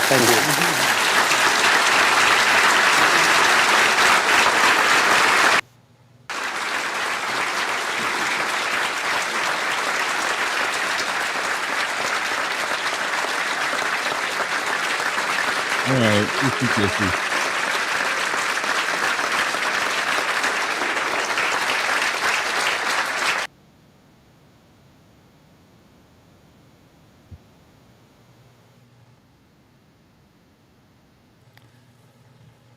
Well, I enjoyed that because it's not one of those boring conversations where they just sit there and talk. I mean, they had some nice little. Of course, Elvis is very entertaining, no matter how you just however you say it. Yeah. Priscilla, that's a good question. What do you think? He was studying film. He was about to go into an internship with Paramount. That's what I'm thinking. And he did actually, Elvis did ask him before, but because of his internship coming up, he had, I think, 2 or 3 months left in his studies before he started his internship with Paramount. He declined. He said to Elvis, no, he wants to finish his studies and then go work for Paramount. And then obviously, which he did, but not the entire period. Because he said in the interview, he said he left about a year after that. Yeah. We got a call coming through. Hello. Howdy doody. Hey. How you doing, Priscilla? I thought Cam could tell me in person. Yeah, Cam, you can tell her in person. Can you hear her, Cam? Yeah, I can hear Priscilla. I don't know if she can hear me though. Can you hear Cam? I most certainly can, Okay. Cam. I most certainly can. Okay, she can hear you. Okay, cool. Yeah, no, he was busy with the film internship with Paramount. Elvis had actually asked him prior to that, but because he had 2 or 3 months left of his physical studies and then having to go into the internship, he declined. But I mean, obviously, he said in the interview that we just seen, I think just over a year into his internship, he decided to quit Paramount and go back to Elvis full time. Yeah, I Tracy. suppose we look. Oh, go Oh, ahead, sorry. Priscilla. Sorry, I'm sorry. I suppose we look back and we go, why would anybody want to leave his team? Yeah, it Um, says a lot about Jerry, and I'll get to that for in a second. But he everything I've ever read, I read his book, anything other stuff. I never heard anything about him leaving because of Elvis's drugs. yeah. I know. Obviously, I think Jerry. I- The fact that Jerry would pursue outside employment instead of mooching off of Elvis like some of the others did, Yeah. that shows a lot of his character and how much he really did love Elvis. And plus, too, he wanted his own life. Yeah. Jerry left. Yeah, Jerry left in '76. Well, he left, a few times in between too. But Yeah. but yeah, he it says a lot about more about his character than any other of the Memphis Mafia, except maybe Charlie. And Yeah, I think to a large extent, Elvis respected that about Jerry, is that yeah, Elvis knew yeah, that as much as Jerry loved working for him and being around him, that Elvis kind of knew in the back of his mind that, Jerry wants to stand on his own 2 feet too. I guess he was trying indirectly to ease the load that Elvis was already carrying. Mm. I wonder, after everything, all that event happened, and a few days go by, and all the rest of the Memphis Mafia hear the whole story. How many of them do you think looked at Jerry like, why would they call him first? It's Yeah. obvious that Elvis.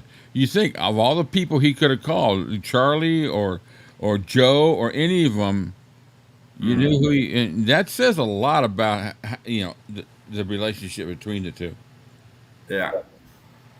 I agree. And I also think that Jerry, you know, always looked out for Lisa Marie, always, Oh yeah, even after Elvis passed. And I mean, even she got a job working as his secretary, and I know. she couldn't do it. She admitted it herself, like she was a disaster. But I think he always, and I think his love for her obviously stemmed from his love for Elvis, and she continually, Yeah, played a father figure role in her life, I believe. yeah. And that's from her words too. In Jerry's book, And he talks about that time when Lisa Marie was working for him, and it's kind of a humorous story because of people calling and never even knowing that they're sitting there, talking to the daughter of the king of rock and roll. It's just the receptionist. God help us. Isn't it like But how many times through this documentary tonight have we gone, that's like the maddest thing that ever happened? And it seems to me that all the stories we hear Yeah. about Elvis and these what appear to be random unachievable incidents, Yeah. and ringing Jerry Schilling and Lisa Marie answering the phone Yeah. or cutting you off. Let's see what Tracy said. I feel differently. Elvis was struggling health-wise, and also he wasn't really selling top 10 hits. I feel Jerry should have stayed with him. Yeah, I don't. I know what you're saying, Tracy. Those thoughts have gone through my mind too. I, as much as I want to say, yeah, you're right. At this point, I take the safe side or the positive side, and then turn to you and say, I'm probably wrong, but I want to think of this situation like that, and I'm not going to stand there and tell everybody they have to believe what I say, but that's just how I look I at it. suppose too, though, Rick and Tracy, we all form our own opinions about these things Yeah, because of what we see or hear, or how we interpret what we see or hear. And I think there's probably truth in both sides. yeah, So yeah. I wouldn't think it'd be a wrong statement. I mean, when I posed the question, why did he leave Elvis employed in the first place? Why did he feel he wanted to, do that internship? I suppose it could have been because he didn't see it going on forever, and he felt he needed to carve a life for himself. Yeah. It could be because he didn't want to walk in the shadow. I mean, a lot of these things could be, there could be truth on all sides. That's what I say. I don't think anybody's right or wrong.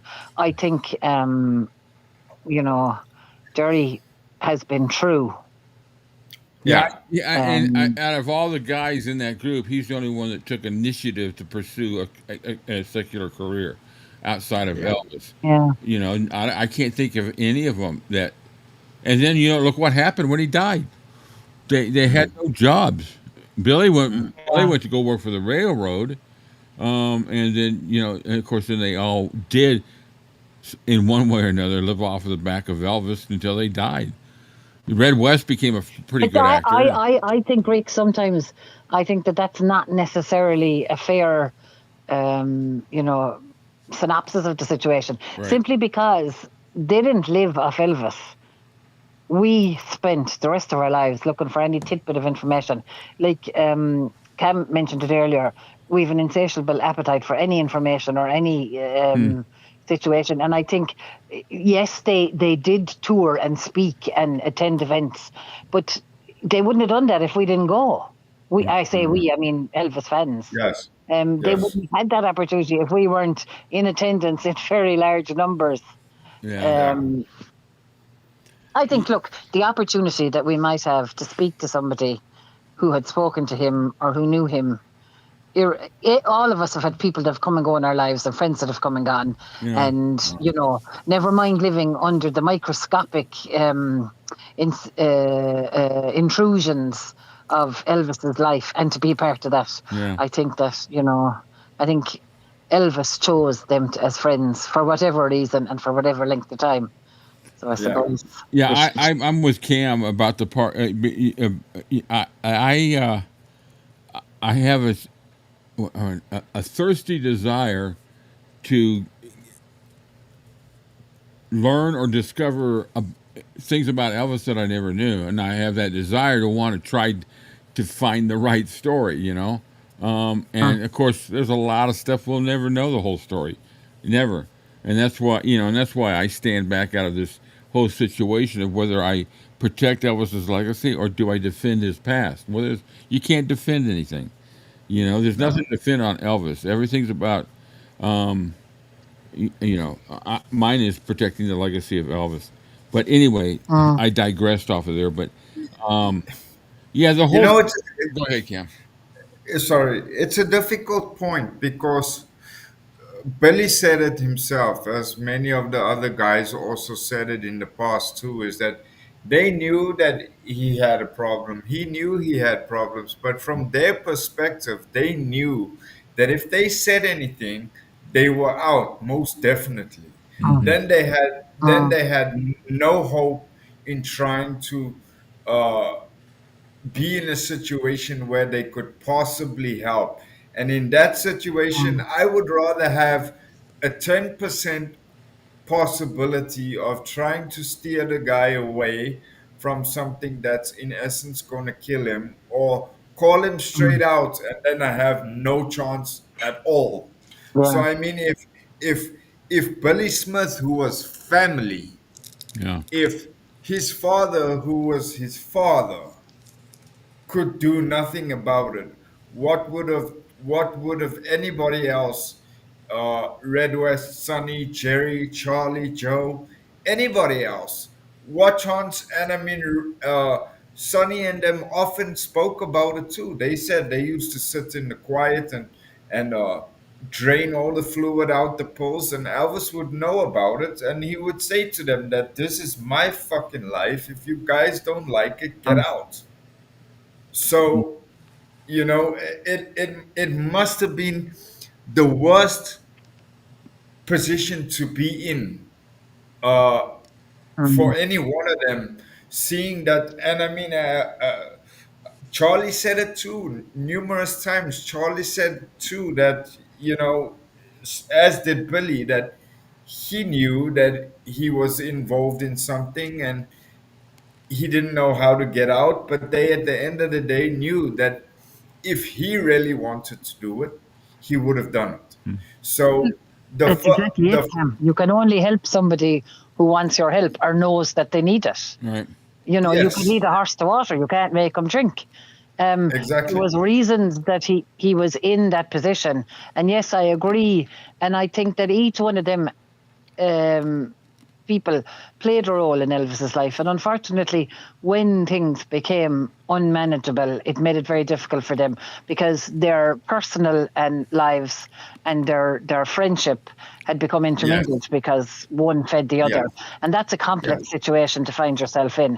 Now, I you know, there are times when I've seen many of the Memphis Mafia speak and talk, and never in person really, but sometimes I've gone, I really don't like, why did you say that? Don't say that, I don't agree with it. But the point is, I can't change what they did or said, or I can't change how a situation made them think or feel. I just think we need to remember that they were real people. They had real, they were taking real risks. They had great things to lose. And I think, you know, all of them in some way have helped to continue to keep Elvis's legacy alive down through the years for whatever reasons, you know. If they had a bit of financial gain out of it, why not? Do you know? Yeah. You know, it's like Sonny said in an interview once too. He said, yeah, when he looks back, he said, yes, he did get mad at the people that helped contribute to it. He said, but the person that he gets mad at the most and feels the most hurt by is Elvis himself, because Elvis knew what he was doing to himself. He said, I remember. if anybody should take the most responsibility, it should have been Elvis himself. He said, and that's what hurt them the most, is that And they could see it. How on earth could Elvis not have seen it? because when you're in the throes of a situation, you don't have the benefit of 2020 vision. You're not seeing it like, you know. We're all sitting here looking back at a specific period in time and looking at it with, you know, the benefit of 2020 vision. I think I think that each one of them did have a relationship with Elvis, and for that, you know, I can't judge them. But I also think that Jerry, you know, he has a good way about him. He presents himself well. You know, he could have taken an alternative route and he could have been a politician, and I think he'd have been really good at that too, you know. But I have to say, I thoroughly enjoyed that conversation. I thought it was a really good, you know, and I found even the one we watched the other night that I made, Rick, they were kind of one-upmanship going on there. You know, one start telling a story, the other one to out-tell that story. I think what we listened to there was, you know, a genuine friendship. They developed a friendship out of that. Yeah. There was no one-upmanship there. Yeah, that's the only thing that I saw that I kind of disliked, or just I don't know. It just kind of rubbed me the wrong way a little bit of the, you know. But like Leslie said in the comments, she said, you know, that Joe was being Joe, and I picture him being that way when you see interviews. He's just got that. You know, Joe was very proud of. I think Joe was very proud of being close to Elvis and having all those experiences, and I think he just likes to. It's one of these people that just likes to share. I suppose we all have different personalities too, though, Rick, don't we? Yeah. You know, we have different fields of you know, some people are introverted, some are extroverted, some want to be right all the time, some don't care. I think Joe was probably a bit more of the wanting to be right all the time. Yeah, Charlie always is kind of an introvert. Yeah. You know, when you watch him, when you see all of them, that, you know, like when they're in the rehearsals, or all the films we see of, you know, when he's doing rehearsals before concerts and all that. Whenever you see Charlie, he just kind of lays back and watches everything flow. Though on the 68 special, he did expand. You know, he did have a larger part as far as speaking up and not being so introverted. But I just, you know, and he's one of the only people that I have ever been connected to Elvis that I actually met and had a conversation. I mean, I got on the elevator with Lisa Marie, but I don't consider that a conversation and a meet. But Charlie, I got to speak to him 2 or 3 different times, and he was just like you see him on interviews. He's just like just laid back, and you know, that's his thing. Left me with some great memories, man. All Southern. those guys, Very all those Southern. guys. Yeah. Yeah, you know, and even if you go back and you look at, there was definitely a special kind of friendship between Elvis and Jerry, because I mean, even Jerry spoke about it at Lisa's funeral when he said that he was the first person to hold Lisa as a baby. Wow. Yeah. I, I mean, Yeah, Elvis could that have was a particularly pointed line. He was Yes. there when she came into the world, and now he was here when she had left it. Yeah, and I mean that in itself, Elvis could have chosen Red, he could have chosen Charlie, he could have chosen Joe, he could have chosen his father, he Yeah. could have chosen anybody, but he chose Jerry. Yeah, that just tells you how, You know? he, as though he loved and cared about his whole staff and everybody around him. I just think he met Jerry when Jerry was 14 years old. So Yeah. I think from that point forward, even though they never said it, I just think Elvis felt like he was his big brother. Yeah. Because what was and I Elvis, think 5 because years Elvis older? had a particular soft spot for Yeah. for the poverty that they grew up in similar areas, or they spent time living in similar areas. Jerry had lost his mother young. Right. He was kind of going from post to pillar. He had no roots. A very similar scenario to Elvis, So I can see why a bond or connection would have been formed between them. Yeah. I just think I've never seen Jerry speak or be at anything and be disrespectful towards Elvis. Never. Or his Never. legacy. No. Or Lisa Never. Marie. And I think, those are attributes that are to be applauded, in my honest opinion. Yeah. Like, I'm in no way an expert in any of this. But none of I us just are. know how I feel Yeah. when I see those things, when I hear those things. And again, that's exactly why I said I'm glad that man asked that question, because Jerry's response to that question was completely organic, Oh, yeah. completely genuine, no hesitation, not staged, not prompted. Yeah. We didn't look at it like that. It wouldn't have made any difference. Right.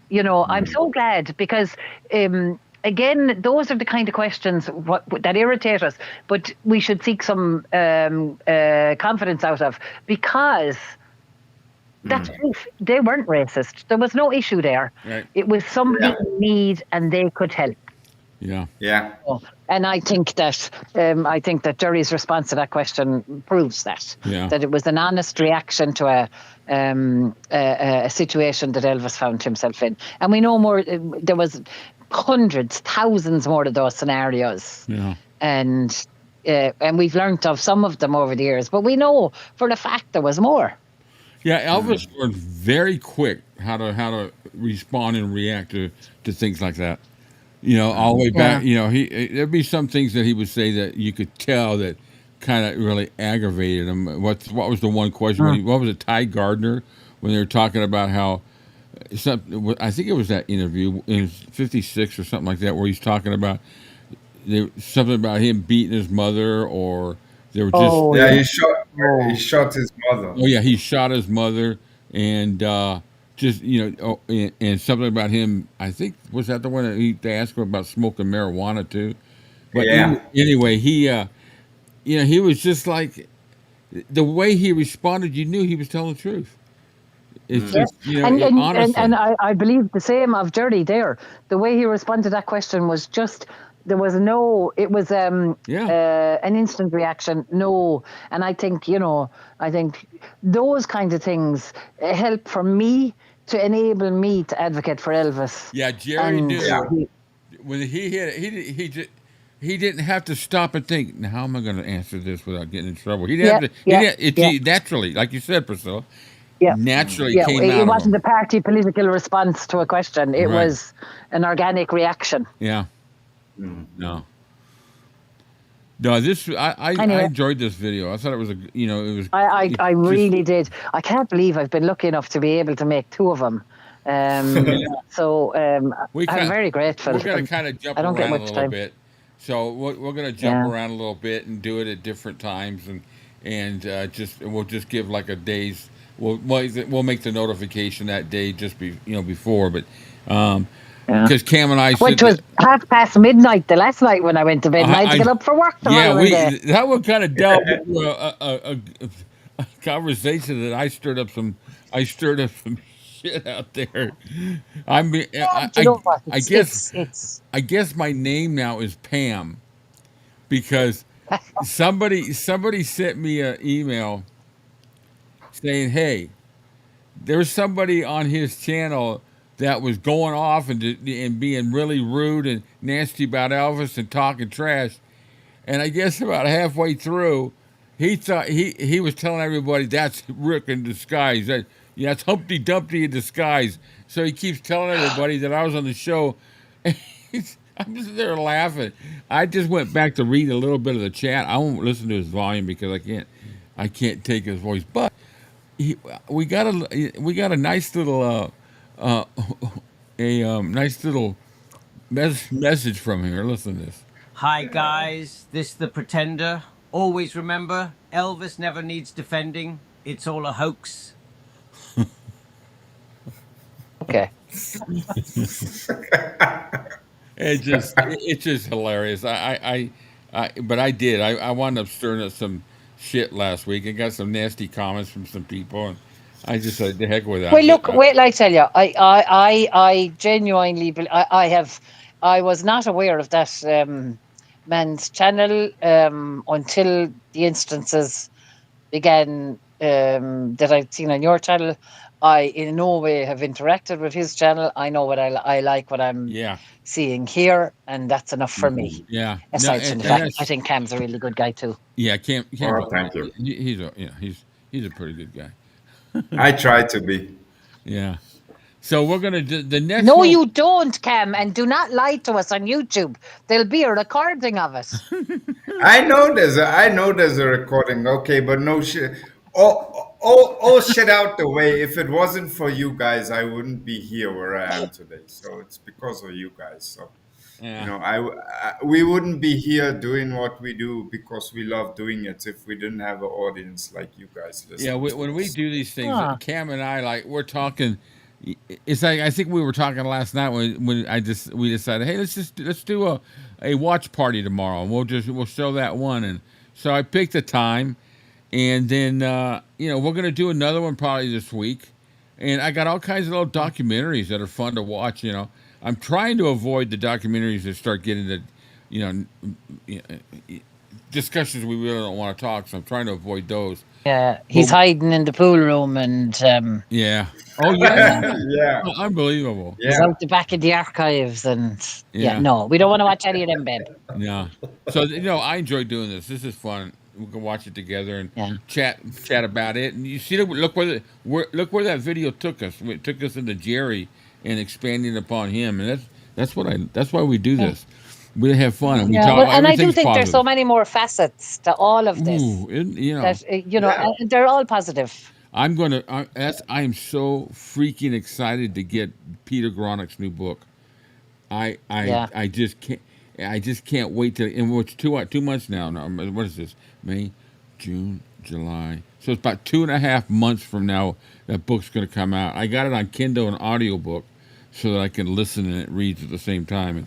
And so at midnight that night, I'm going to pop that sucker on like I did Lisa Marie. I did that with Lisa Marie's as well. I downloaded it and I had it read. I was in the hospital that day that it came out. So the nurses left me alone. I said, I'm reading a book.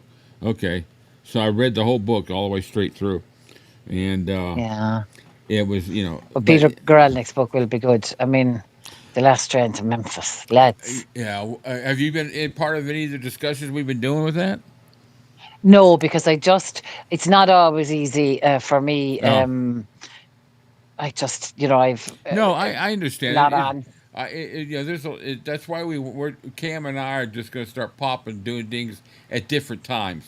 And we're going to give a little bit more notification. That's why I'm really trying to push everybody to get in, to make sure they got WhatsApp, because I can send a group message real quick to you guys to let you know what we're doing. Because a lot of people don't get notifications from YouTube, Wait, now I did see a notification from YouTube, but only the 30 minutes before this thing, and I went, Yeah. oh God, I got a lot of work to do now. Yeah, I put together something through Facebook. That's where most of and then I did one on my YouTube community posts. But Yeah. I want to. Anyway, I'm very grateful that I made it. I'm very grateful Yeah, that you made it, and it has been like my life has changed dramatically in the last oh, 5 or 6 years, wow. largely because of the interactions I have with my fellow Elvis family members, and I'm grateful. I'm really grateful, and it's so good that we can actually have these conversations. That we can actually, Yeah, share opinions, whether they're conflicting or agreeable. yeah, and that's what I And always try to encourage. I don't. I want everybody's opinion, and I'm not going to bash or attack anybody because of their opinion. Everybody, and you know what? Sometimes their opinions turn out to prove my opinion's wrong. And that's what I like about doing this. Not so much that I like being wrong, but I like the fact that, oh, wow, I really know the truth. It's like the other day. What day was it? Was that on the stream or last Wednesday when we did the part where I talk about, oh, shoot, now I've lost my thought completely. you like being proven wrong, or if somebody can change your viewpoint on something. Yeah, I have no issues with anybody's opinions. And I'm wrong. Okay, I know what I was just thinking when I did the thing about I showed a video. It was on the stream. I showed a video from the Gates of Graceland about Elvis on the Ed Sullivan Show, and we've all of us, or the majority of us, always had that belief that it was Elvis requesting to do the song for his mother, who that's the kind of story I grew up thinking. And she proved it totally wrong. It was Ed Sullivan that made the request for the song. Yeah. And I mean, all in a letter. She showed the letter and everything. It was like, wow. Yeah. And I love doing that. And I I love think, finding out something different. I think some of that mind-blowing stuff reminds us of what the buzz that is around it. Exactly. Yeah. And that's why I'm just going to comment on Tracy's post. It'd be a good watch to watch Peter Geraldick's interview with Conan O'Brien. Yeah, I was going to. Would be a great watch. Yeah, you know what, Tracy? Just make sure that one's not at midnight, okay? Okay. I'm not missing that one. What are you at 9? What 5? You're about 10 o'clock. So an hour behind me. 10 p.m. now. Yeah, because I think you're 5 hours ahead of us. But yeah, we're gonna flip it around, but we're doing it right this time to hit the majority of the UK because a lot of the US may be working, some may not. I think I got some people here from the US anyways. But we're just Cam and I are fortunate in the aspect that we can do anything at any time because our schedule is this. What we do with Cam and I. So that's why we're going to do the book reviews during the week too, to go through books and just have fun. I love the chatting part. I love doing my music stuff too, the shorts and all that. But I absolutely love this chat. It's a chance. I sometimes think that. Go ahead, Cam. It's a chance for everyone to turn off the shit in the world and come to their happy place. Yeah. Exactly. You never said a truer word. Yeah, it just that's a great way. That's why I love doing it, because when I'm busy with what we do on the channel, and literally we're busy every single day, we're throwing out ideas or we're talking about this or that. The world to me outside doesn't exist anymore as I know it. The world to me now is right now I'm in a world of Elvis people, and that's what's so cool about it. And exactly what Cam said. We toss ideas back and forth, and those ideas are going to be happening over the next couple 2-3 weeks. As far as what we're doing, we're going to do the stream, and we're going to do this on maybe twice a week, and then we're going to do my book reviews during the week, and we're going to jump around with different times because we want to get different people that want to chat. Obviously, anybody can watch it on the replay, but it's fun to have everybody in the chat. And then we keep doing our inside this. We got a lot of stuff. We're bored. We got stuff to do. Yeah. The problem is I don't have enough time on my hands, Rick. Yeah, I know. I know. What Um, what times are usually the best time, or are you up? Are you all over the place? Some people don't have Gosh, regular. I work full time, so I have two sets of elderly parents, Mm. mine and my husband's parents. Oh wow, A lot of ill that's a lot. health. I have, a lot Yeah, of coming and going to do. So I don't often have an evening where I'm sitting down doing nothing or can stop doing what I'm doing. yeah. Well, we'll But keep you posted all the time. Sunday, I really, make an effort. I now start with G Boys, hit for Steve, Yeah, and again because and for lots of reasons, I love Elvis. I love everything Elvis. I love conversations about Elvis. I love differing opinions about Elvis. yeah, I actually just love Elvis, really. yeah. But I think that when I, rang in the first time to Steve's show, I, it was, I don't know, the topic was, I couldn't sit in my hands at home. Yeah. And I think that it opened the whole world for me that, I never claimed to be an expert. I'm not, I don't know anywhere near as much as lots of the other people. I just say what I think and what I feel. Yeah, I had a physical therapist. He had to come in for a while to help me out with something, and first time he walked in, he saw my setup where I do with a microphone and everything that it looks like. He says, "Looks like you got to do a podcast." I go, "Yeah." He goes, "What's your subject?" I see. He's standing in my room. Every wall is plastered with Elvis. The bookshelves got about 120 books of Elvis. And he asked me, "What's the subject?" I should have said Tom Yeah. Jones. Yeah. No, yeah. Lego. I just said, "Look behind me." And he looked at that picture. He goes, "Oh, Elvis." I go, "Yeah, yeah." He actually watched a couple of our streams and made a comment during it. So I thought, "Oh, that's cool."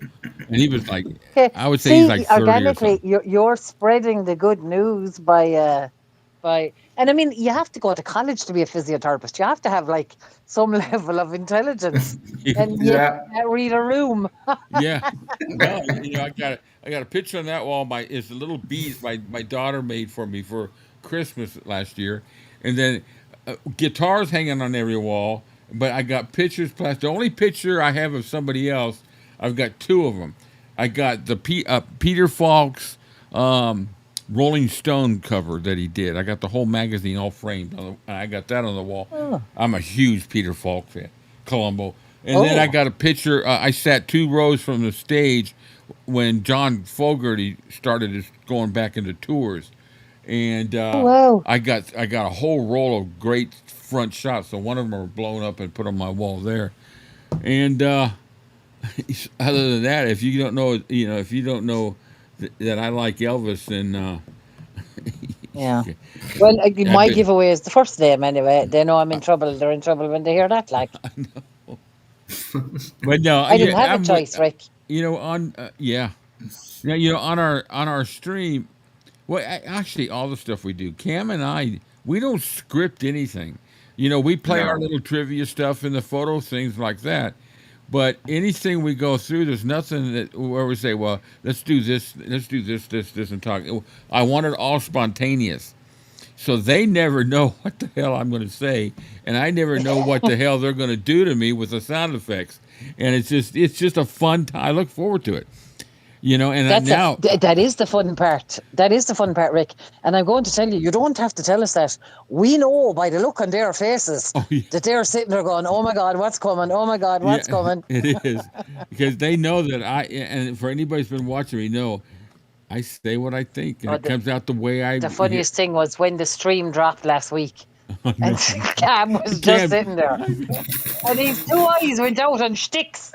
Like, I thought Rick was setting me up. I was like, okay, now he threw me in here because behind the scenes he'd been talking about it a couple of weeks ago. It's like, yeah, I'm just going to disappear one day and watch your face. So of course when it happened, I was like, okay, is this the moment now? Well, there was a few seconds when I thought you had froze because you just didn't move.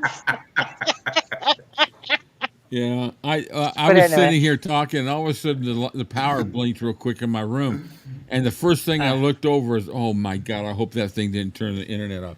Sure enough, big red light. So I had to sit there and wait for it to cycle back through and think, because I'm in wireless in my house. Of course, the router wouldn't have worked, and I'm like, one little quick blink, and then I pop back in. It's just like, I'm sorry. And then Rich is no help either. He's like sitting there looking at me, going like, "Okay, are you gonna do this, or must I do this?" Hello. You know what? We carried on regardless. yeah. Yeah. No, I have fun doing it. I like mixing things up. There's we went 4 hours this last Sunday, and I can't believe it. I looked at the clock, and it was 4 hours long, the stream. And I usually I try not to overflow into Steve's, but sometimes I do. And Now, the problem is I'd be very torn when that happens.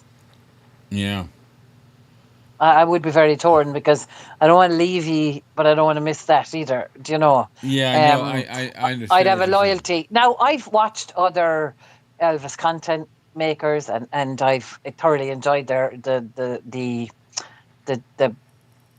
posts they put Right, up or right. the videos they make, and but I definitely have a connection Yeah. with you guys and with the followers and Steve's channel, and Yeah. I built strong friendships over that as well. So Yeah. I'm very grateful for it, and I think then I wouldn't want to miss one over the other, or be trying not to. And I have Sunday evening is just like they know here now. Yeah. Sometimes my parents forget and they might ring me, and I literally go, "Is it important? If it isn't, hang up and I'll ring you back later." Well, now you have an excuse. Anyway. Now you have an excuse to get 3 television screens put in side by side. Then you don't have to miss either one. It's like work does. It's like work now with your 3 monitors. I have to do that Yeah. all day. I'd like to give my whole and honest attention. And again, I never claim to be an expert in anything. I just Yeah. say what I think and Yeah. what I feel. Well, none of and us- I think, Yeah, none of us I are think experts. a lot of the comments here tonight say the same. We're so lucky. I would love to hear other people's voices because I don't know what they sound like. And, Yeah. I love the fact that it's so open and welcoming, and that whether it's high end or bottom of the barrel, for me, as long as it's respectful and about Elvis, I'm happy. Yeah. I'm not Yeah. musical. I couldn't hold a note if you paid me. Yeah. Like, you'd actually pay me not to hold a note, if the truth be known. That's why I laugh when I hear about other channels calling me a particular channel that calls me a fake Elvis fan, and all we do is spread hate in my videos, and that I'm secretly a closet Priscilla lover, and I just laugh because You are. You absolutely are. Well, Don't you love the bones of me, Rick? yeah. Don't you love the bones of me? They never specified which Priscilla, did they? No.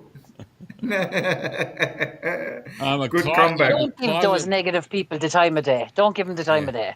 Yeah, Honestly. I have not watched any audio, anything at all of his videos. Now, the only thing that every once in a while will pop up on my algorithms when I go into YouTube, and I'll look at the title and I'll just shake my head. You call that classic clickbait. Some of the stuff he says, and that's why And I I've no showed the time one. for that- clickbait. I've no time for it. Yeah. They're like the red tops. Why does Cam look like he knows something I don't? What's that? Kim? I don't know. With regard to what? Yeah. Yeah. I think he's coming at me with something. I better go before he does. Yeah. No. I'll quit on the head. Yeah. No, but you know me, the head's always ticking over. Yeah. Yeah, your brain goes at 90 to the dozen. Cam. I love listening to Cam while recording inside the studio. But between him and I, most people would never get a word edgewise because we can talk at long lengths on something, and he'll go to him, come back to me, And then when Rich is on the show, he'll pop in every once in a while, and you know, we just go on, and so in the inside the studio, that's why we joke about editing, because there's a lot of times that I have to cut out like 2 minutes of my dissertation and then some of Cam, so that we don't have these long breaks where people aren't listening. Yeah. So Yeah, it's, well, I it's mean, fun. Our one I inside the just saw a studio CCAT statement. episode. See that? Jerry started handling tours for Billy Joel, who opened for the Beach Boys in '75. Yeah, that's My right. other favorite I recording heard that artist too. of all time. Billy Joel. Who that Absolutely. CCAT? I've seen Billy Joel live in concert, and I'm an Yeah, I'm an Ireland style, 7 times. Oh, really? Wow. I saw Yeah, him twice. once in Madison Square Gardens. You know, he did that big, that big, almost like, what do you call it, residency, when he did like 30 Yeah, shows. yeah. It was the same year. It was the time we went to Graceland. So we were there for the birthday celebrations, and our last night before we flew home from New York was to see Billy Joel in Madison Square Garden. Absolutely amazing, phenomenal, fantastic. Absolutely. I guess he's having to step back a little bit because his daughter's got cancer, I think. Is that what I heard? I know that he was due to play in the UK this year. We toyed with the idea of going over for the gig, and I know they were called off, but I hadn't heard anything about. Yeah. I assumed it was him. You know, he's not getting any younger either. No, he's not. Now, when I saw him, Alexa Ray, daughter. Is Alexa Ray the sick one? Well, that's what I'm looking at. The tragedy of Billy Joel's daughter, Alexa. Yes, she's the one that's sick. I'm not going to pull. Oh no, I miss her. Some of these, because she goes around. She's tours. But when I saw I Billy, miss her at Billy a Joel, gig in Ireland. I saw Billy Joel when the Glass Houses. What is it? Glass Houses.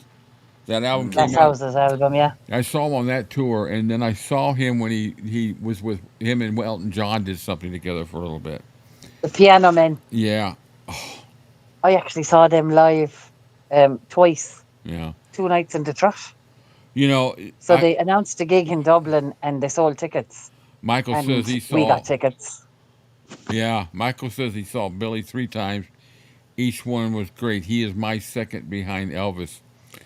Yeah, Me too, Michael. Absolutely. Yeah, and he's a great musician, and like the lyrics. He's a great come on, songwriter. lads. Incredible. Yeah, absolutely. Songwriter. You know, absolutely. Some of the songs. I mean, just the song "Piano Man." When you sit there and listen to the lyrics, and that's his least favorite. He absolutely hates that. But it is a story being told. Yeah. Do you know the song? Now, here's my not to be taken from another show's thing. I would absolutely have loved to have heard Elvis sing Billy Joel's "Honesty." Oh.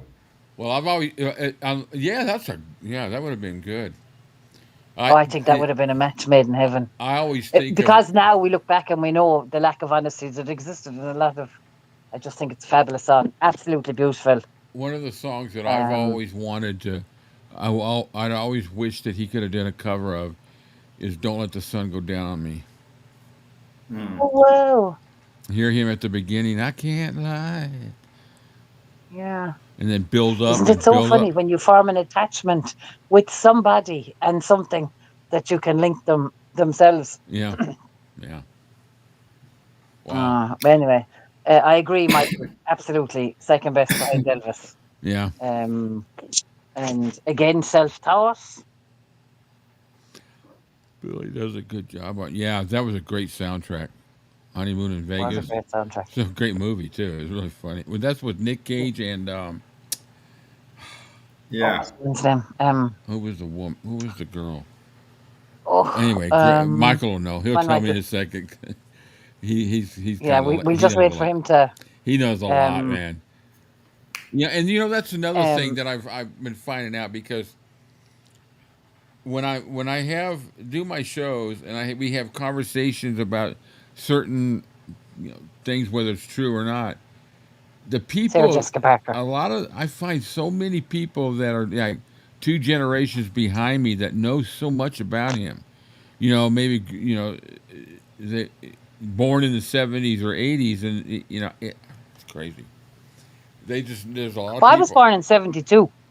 You were born in 72? Yep, Wow. You were 14. 72, No, yeah. I was 14 years old. So, and sure, like, wait, let's tell you, I didn't have much choice. It was going That's to right. happen anyway, but Sarah Jessica Parker. Yeah. Sarah Jessica Parker is right, yeah. Yeah. Anyway, now people, I'm going to take my leave of you before, my Okay. nana always said, don't outstay your welcome. Yeah. I'm not sure there was any No, welcome. I just barged in, but no, I'll that's barge fine. right back out now. That's why we do these live chats. That's why I have the phone number going across, because anybody. Come on. I'm not gonna send you a gold-plated invite every week to call in. I'll bust your ass if you don't. So. I'm sure people will get sick of listening to me. But I do enjoy it, and I do enjoy the fact that everybody here is here for the same reason, Yeah. and that we can do this. We can be on an Elvis-A-Z channel and talk about other artists who, by the way, were influenced Yeah. by Elvis, and share our love of those things and allow those things to melt, because there's no point in being anally retentive about anything in this world, lads. No. There's a point to obsession, and there's a point to just you just love the guy, but when you get to the point of obsession, that can really destroy you. But I like to talk about everything. I grew up in the best period of time for music. You had Motown start, and of course Elvis. It's a great time. The Beatles. I'm fans of a lot of these groups. Some of them. The only band that I never really ever had any interest in was the Grateful Dead. They did nothing for me. But no, we always appreciate you. Call in anytime, Priscilla. We Anybody that gets tired of listening to Priscilla's voice, you know where to go, and I told you that. How come they'll think I've paid you? I don't give a rat's ass if they think you did or you didn't. That's for them to know and for me to know. But anyone that has an Well, now, issue with I have to listening say to that I Priscilla's never voice, liked the mainstream musicians. I never liked what was on trend when we were, obviously, Billy Joel was popular. Yeah. But not so much so in the 80s or early 90s. Elvis certainly wasn't among the listened to, the mainstream. So I've always been a small bit left of centre. That isn't to say that I can't appreciate, other musicians. Or yeah, when I say that certain people that have probably one of the best voices in rock, I might not say Elvis, because to me he's the best. So when I start talking about the best voices, I talk about people like Robert Plant and that have incredible voices. It's just, there's nothing wrong with talking about it. You're not. It's some people think what you're I cheating. love finding out is that those people will all, in interviews over the years, will always have come back and said, that Elvis was a huge influence on their lives and, I've got some on their videos music choices and their decision to enter music. I think, that's an amazing thing. And these are the mega stars of our time, know. Yeah, I've got some videos that I'm gonna put out. They're just little clips, 1-minute clips of the part where they talk about Elvis, and I've got some from Neil Gallagher. Noel Gallagher. He talks about the influence that Elvis had on the music, and all these different people that of course you got Robert Plant and them, and the ones that talk, even Springsteen, and it's just at the end of the day, when you point that, what I keep calling the DNA of the Elvis story, everything points back to Elvis, and at any aspect of music after he exploded on the scene. I saw a lovely piece. I haven't been able to find it since, but I must do some digging for it. There was a piece where Bowie spoke about Elvis. I think I've seen it. And I remember that. thinking, I'll have to see my if I can God. find it. Yeah, because Bowie wrote a song that he I wanted remember Elvis. thinking, oh my God, you know. Yeah, Elvis. He wanted Elvis to sing one of the songs he wound up singing. Um, I can't remember the name of the song, but Elvis Yeah. turned it down. Now, wouldn't have been a huge Bowie fan. Obviously, you know, I appreciated him. But I think that, you know, when you see the likes of those people and you know, 30 and 40 years after Elvis's death saying, you know, Yeah. one of the most influential characters in their career or their life or their path into music was in fact Elvis, Yeah. then I don't think we need to, I think Elvis is being honored in the right way. Right. Yeah, you know, and Now, on that note, wherever it just makes a person realize again how poignant and yet sad that statement was that he made was like, will people remember me when I'm gone? Yeah. It's like, geez, dude, it's like you wrote the scrolls for music, dude. Everybody, every single musician out there. I don't care whether they say they help, whether they hate Elvis or love Elvis. He had an influence on their musical career and Yeah. on the decision to get into music in some way or another. Yeah. you see, I think the biggest thing that Elvis did, aside from being, you know, a phenomenal vocalist, huge musical talent, I think the biggest thing he did was believe in his ability Yes. and to believe in the music he was hearing and not to define any of it. If he liked it, he sang it. If it was written by a pink elephant, a black man, a black woman, a white, it didn't matter. Yeah. He It didn't matter. loved music. Yeah.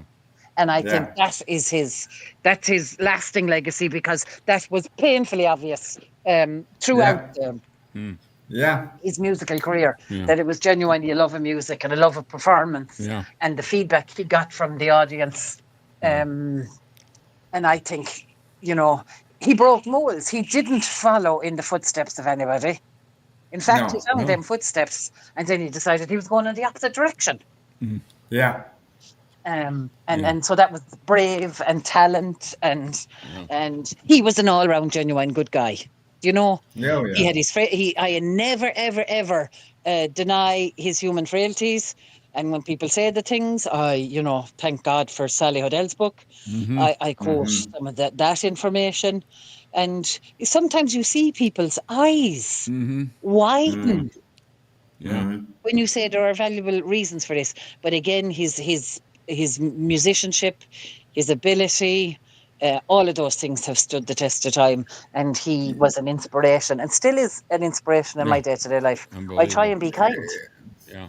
It's like the words came out of his mouth himself. He said the image is one thing, a human being is another. Being is another. But imagine to be at the height he was at. That was at the Madison Square press conference. Imagine to be at the heights that he was at, and still, you know, in front of how much press? He didn't stand there and go, I'm the best, I know it all, I'm gonna. He stood there and he went, well, you know. No. And the other comment he made at that, which has resonated with me, is that, you know, he's a musician. He didn't want to be drawn on political statements. And I think, and he had the whole world eaten out of the palm of his hand, and he still chose to say and do that. Yeah. I think that's, you know, a testament again to who he is. Not that he needs any more, but I do think it is. Now, I'm genuinely going because it's 10:30, and Levi's have to be up for school in the morning. Priscilla, thank you very much for calling in. Great discussion. I appreciate it. Oh, I appreciate it too. It was good fun. Absolutely enjoyed it. All right, have a good thanks, evening. Thanks, boys. Thanks, everybody who's still in the chat listening. Bye. Ciao. Bye. All right. So, we still got some people online here. Who we got here? There's a couple of things. There's just some little dirty laundry I want to go through real quick. And hold up, put up the goofy. Put up what? Put up the goofy. Okay. Kim's got to take a break. Yeah, you're right, Michael. She's she's a good she's a good conversationalist. She can liven it up. But anyway, what did I want to cover? Sunday we're going to have another live stream. We're going to share some stuff and of course, hopefully we're going to get through the majority of the rest of this book. We got 6 chapters of the last train of Memphis to go. And so I'm hoping to get everything done with this book by next week, and next Sunday, 2 more episodes. And then we'll start the Careless Love one. And during the week, we are going to be doing some Colonel books. There's my little drum. Let's see. Get this one. This one.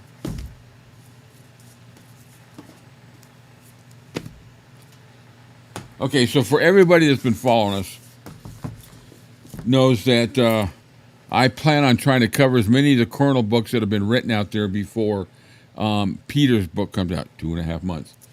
So Cam and I are going to be covering, we're going to call it the Colonel Effect. Ooh. And each episode, we're going to scatter it around time-wise because we want to give everybody the opportunity to talk about it. We're going to try to just kind of highlight each book per episode, whether the episode takes an hour, 2 hours, or 3 hours, because there's a lot of books about the Colonel. Eventually, I pulled this book out because of another channel. This is, if you haven't seen it, no, anyways, it's by Alana Nash. It's the Revelations from the Memphis Mafia, and this is the ones that they talk with Billy Smith, Marty Lacker, and Lamar Fike. And I don't remember actually ever reading this. This is actually the first edition. I don't remember reading this when I go through this, so I must have bought it with the intention of reading it. But now, what's happened is somebody's got to stick up their butt about what was said in that book. So, just for lack of a better term, the narcissism has made him think that he has the ability to make the people that wrote these things in the book, which are all dead but Billy, to apologize for the things they said. It's let me get you. Do you want your picture back on? Yeah, preferably. Okay. Well, I didn't know you were back. Yeah, no, I just got back now. Okay. Cam is back. So anyway, last week when I did the first episode of, Watch Party, at the end of it, I brought up the point that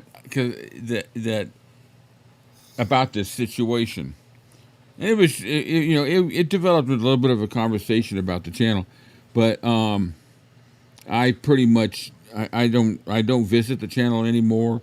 Other than I'll put it on mute and I'll read some of the chats because of people telling me this is what's being said. I've had people watch on our show and they post comments and but then they go over there and they make fun of me. I don't care. Anybody can call me Humpty Dumpty all day long.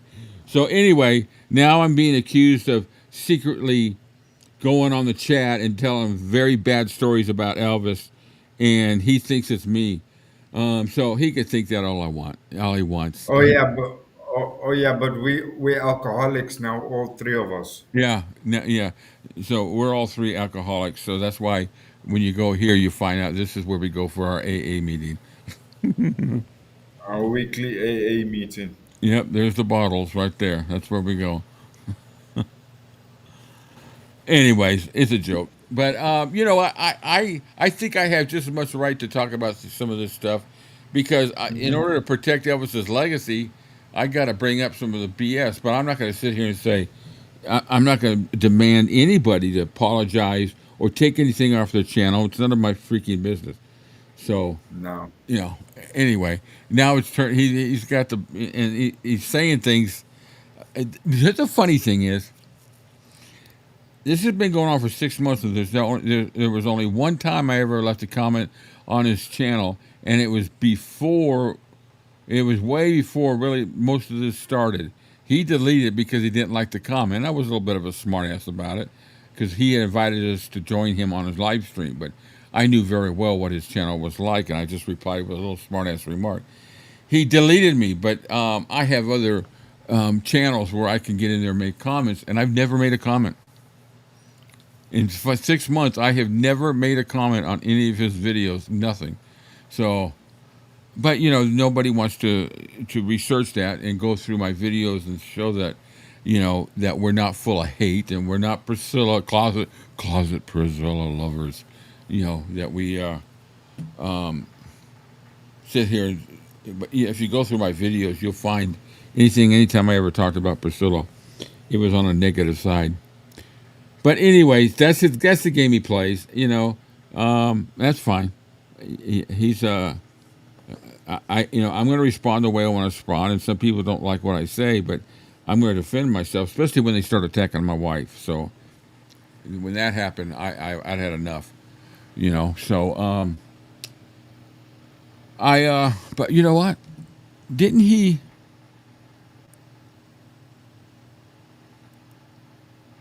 What was it? Yeah, I think I think this might be the message he sent me. Hello, Rick. I want to come on here and let you know that after actually watching your channel, you have the best Elvis channel on YouTube. I lied before.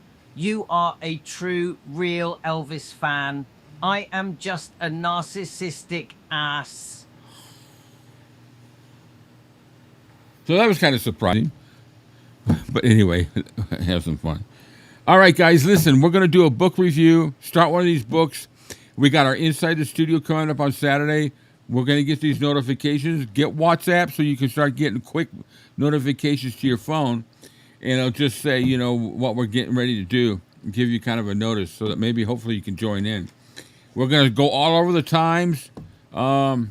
There'll be times when we start one where Cam's time is 3 in the morning. There's going to be times when I start one. We start one when it's 3 in the morning for me. So we're trying to get all avenues. I'm loving the discussions.